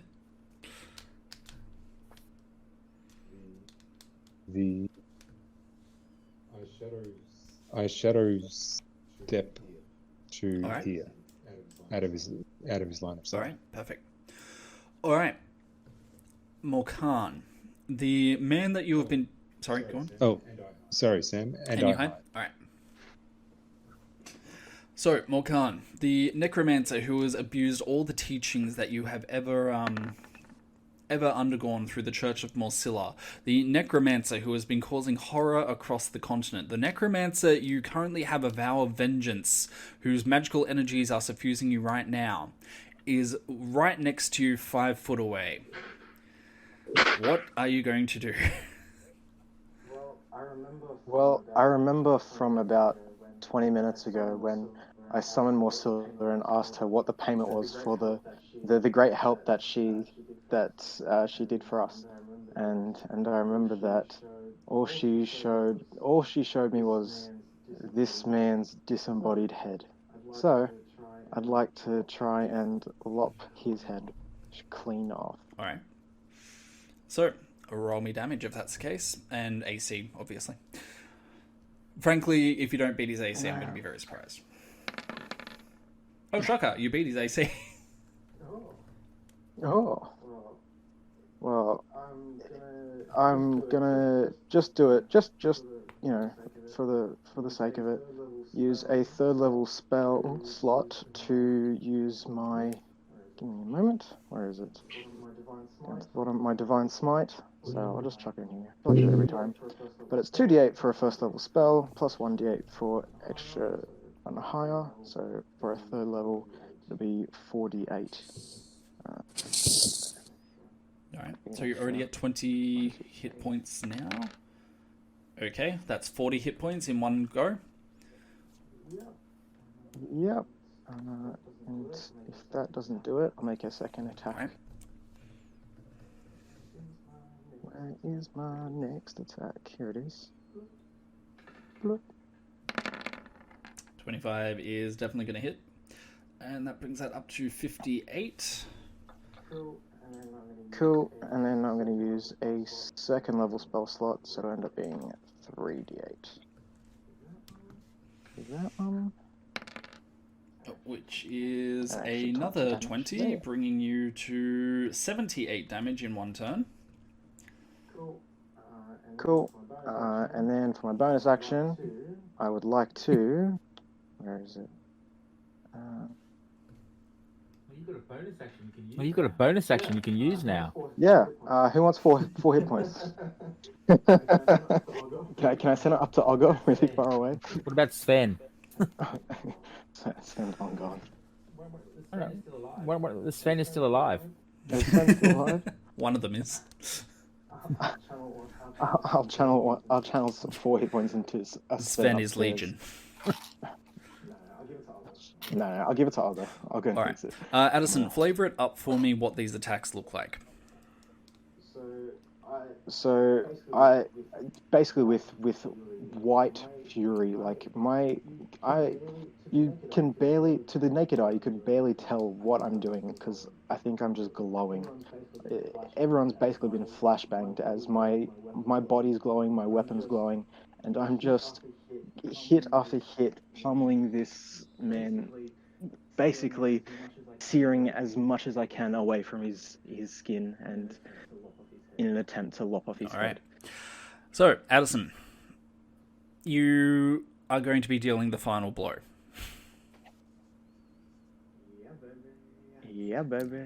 Yeah. So, Nice. flavor it up for me. What happens? All right. After I finish my basically flurry of blows with blinding light, I'm going to assume that I unwrap the bindings off of him, and I push him to his knees. They say, "Any last words, my good friend? Because this is it for you."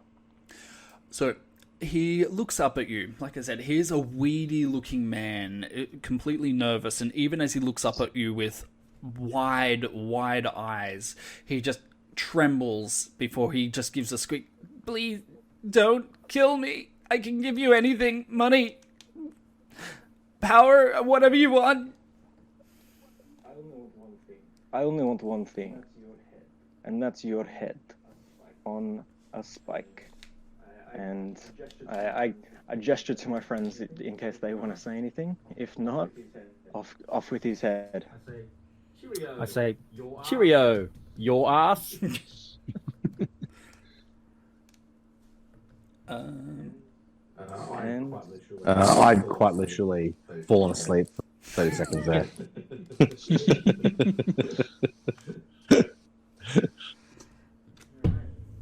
all right. And with that, if no one else has anything to say, your ass has been decapitated. All right. So, the Divine Smite has left his body flickering with a golden power, and as you lop off his head, you can see that the Divine Power just suffuses muscle and bone, and abruptly the rest of his body just turns to liquid. The bindings gradually relax, and up in the room above, all the magical spell effects very abruptly fade away, and presumably you can hear Ogre from that point yelling about somebody stealing his kill. It's true. I'm dirty also. Very sorry. Aside from that, Not you sense some rumblings as it feels like some of the protective wards and so forth directly surrounding you have begun to loosen with the death of Eurus, and it now feels like the structure of the construct is unstable. Quick, everybody. Windwalk. Let's get on. Shocker, how did I know you would use that? Yeah. As we get out, you know how there's a console here? Can I throw my spear straight into for it? I search his body. Throw a spear into console. Ha, I killed the construct, I win. 21, definitely. 21. Sam, can I run down the outside of the construct If you to would like. escape? Guys, this is endgame. You may flavor everything up as awesomely as you would like. Go for it. So, I will set the scene. Well, The construct is trembling. The necromantic energies which are fueling it and tying it together seem to have been directly tied to Eurus's life force. There are a variety of failsafes which only keep the basic structure of the construct together, but without Eurus, it looks like the undead flesh and the vines are just slowing away in droves. Everything is just beginning to come apart, and you guys can see sunlight as the vines and everything begin to fall away from the panels and the thick beams which surround the tree which was gutted in Vertigarden Forest. Take it from here.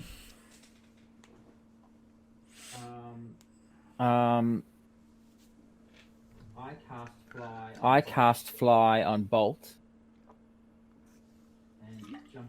and jump on his back and tell him to pick up the necromancer's body. The sludge pile? Yeah, whatever's there. Does it have stuff? I will be generous and say yes. Grab whatever. Is it more Khan currently holding his head? Correct. Yeah, he can have the head. Oh yeah, I have the head currently. And then we're gonna fly down here to see if we can't search through his stuff. All right. No, I'm taking advantage of the spell that Moon Khan currently cast. Windwalk to fly out and observe what's going on around. Salturian, this is the perfect time to sprout your wings. Only 12 more games. Ouch. All right. Michael, what's Nero doing? I go up a level and then punch out one. I have one chi points left, which I use to flurry of blows and punch out one of the eye holes, and then run down the outside. Combination of slow fall, acrobatics, and my whip. The berserkers follow you. Conga line. Poor Addison. His cast is awesome. Yeah, I know, right? You guys have Windwalk. Yeah, but I wanted to loot things. Well, I've got the gemstone already, so yeah. All right. Addison, I'm going to assume you'll Windwalk out of there. I'm gonna windwalk down, but like 3 feet before I hit the ground, I'm gonna do classic superhero landing as I turn back into physical form. One knee, one fist. Pretty much.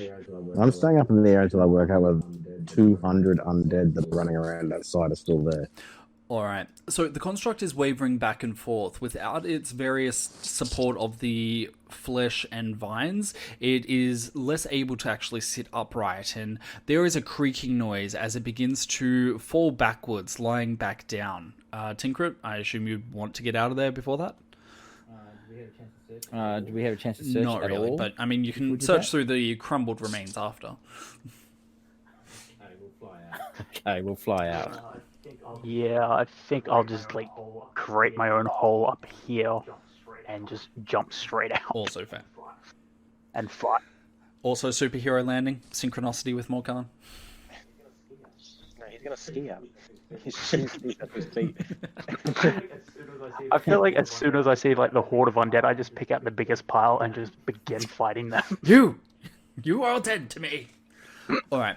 So it looks like, from Saltorium, your current perspective, it does look like the various undead created by Yoris are currently still alive. It looks like whatever is fueling them seems to be a bit more self-contained, but with the army entering the area shortly, you should have reinforcements. But in the meantime, for now, guys, you have successfully finished this campaign. Congratulations to all of you. I didn't get to use nearly enough of these nat ones as I wanted to, so I will put them in abeyance if you guys want to bring them back for the next next campaign. But No, we won't be doing that. sorry. I said no, we won't be doing it. I'm happy to. I have none. I've got one. I'm happy. So, it'll do. Congratulations, guys. You, honestly, I will admit, Rob, you completely stumped me because I'd forgotten you even had that damn horn. So I set up all these things up here in the anticipation you guys would kind of bum rush in, but you didn't. That's what I expected. All right, so that's my failing there.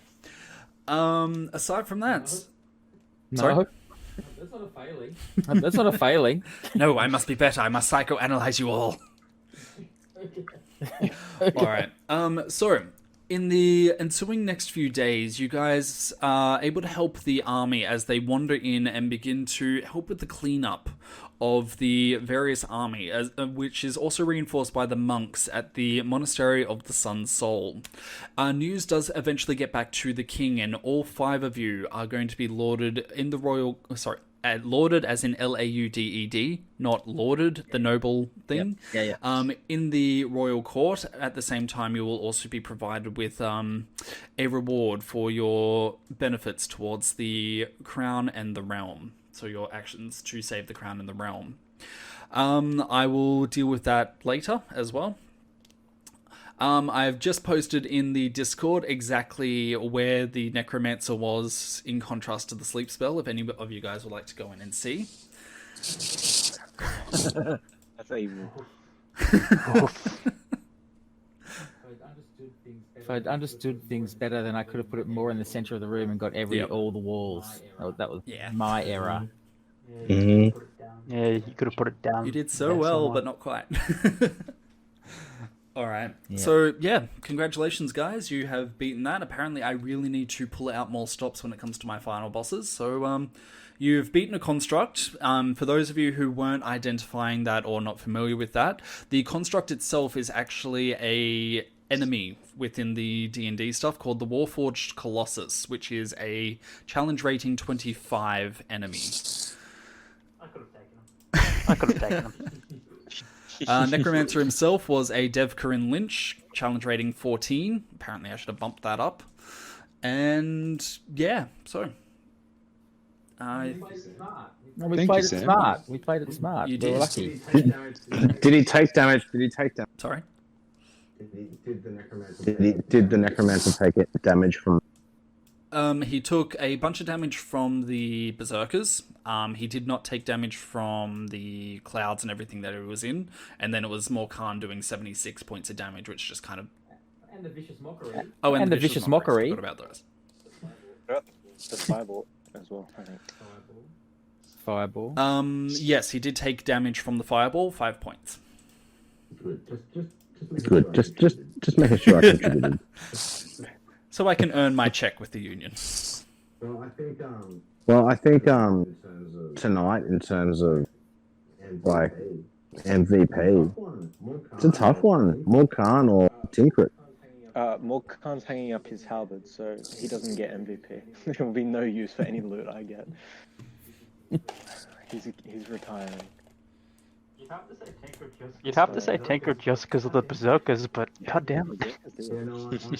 Yeah, no, my vote's for Tinkrit. Yep. All right. Oh, shut. Rob, congratulations. Let's have a look. The final tally for this campaign. Luke F. and Rob, the two of you ended with 4 nat 20s. Michael ended with 1. Luke E. ended with 2 apiece. Michael, you still have 2 nat 1s. Rob and Luke, you have 2 nat 1. A single nat 1 each. Wow. Now, regardless, I will convert those into points attached to who you guys are personally. So if we go into the next campaign and you want different characters, then I will just put that across to the new characters instead. Same thing, if at the time of character creation you would like to expend some of those nat 20s to get better gear, then you are more than welcome to. So yeah, that's definitely up a thing. And yeah, like I said, guys, congratulations. And thank you for putting up with me for 12, 13, 14 weeks of the online campaign. So, to all of our intrepid listeners, thank you for being here for this campaign. It will be the end of this current campaign and podcast. Thanks to our original people, Luke E, Luke F, Michael, and Rob for being here from Session 1. And thank you so much for Addison from joining from Session 3 onwards. A bit of a downer, you didn't make a cleric, but, you know, you resisted that pressure. Don't worry, I'm not going to make a cleric next time either. It'll just be 5 clerics plus whatever Addison makes. And a special shout out to Daniel, who did join us for that one session as Tinkrit's rival from Condamna. But thank you all for listening, and hopefully we'll hear you in the next campaign. So, in the meantime, Craig, you may now log out for the last time on this particular campaign.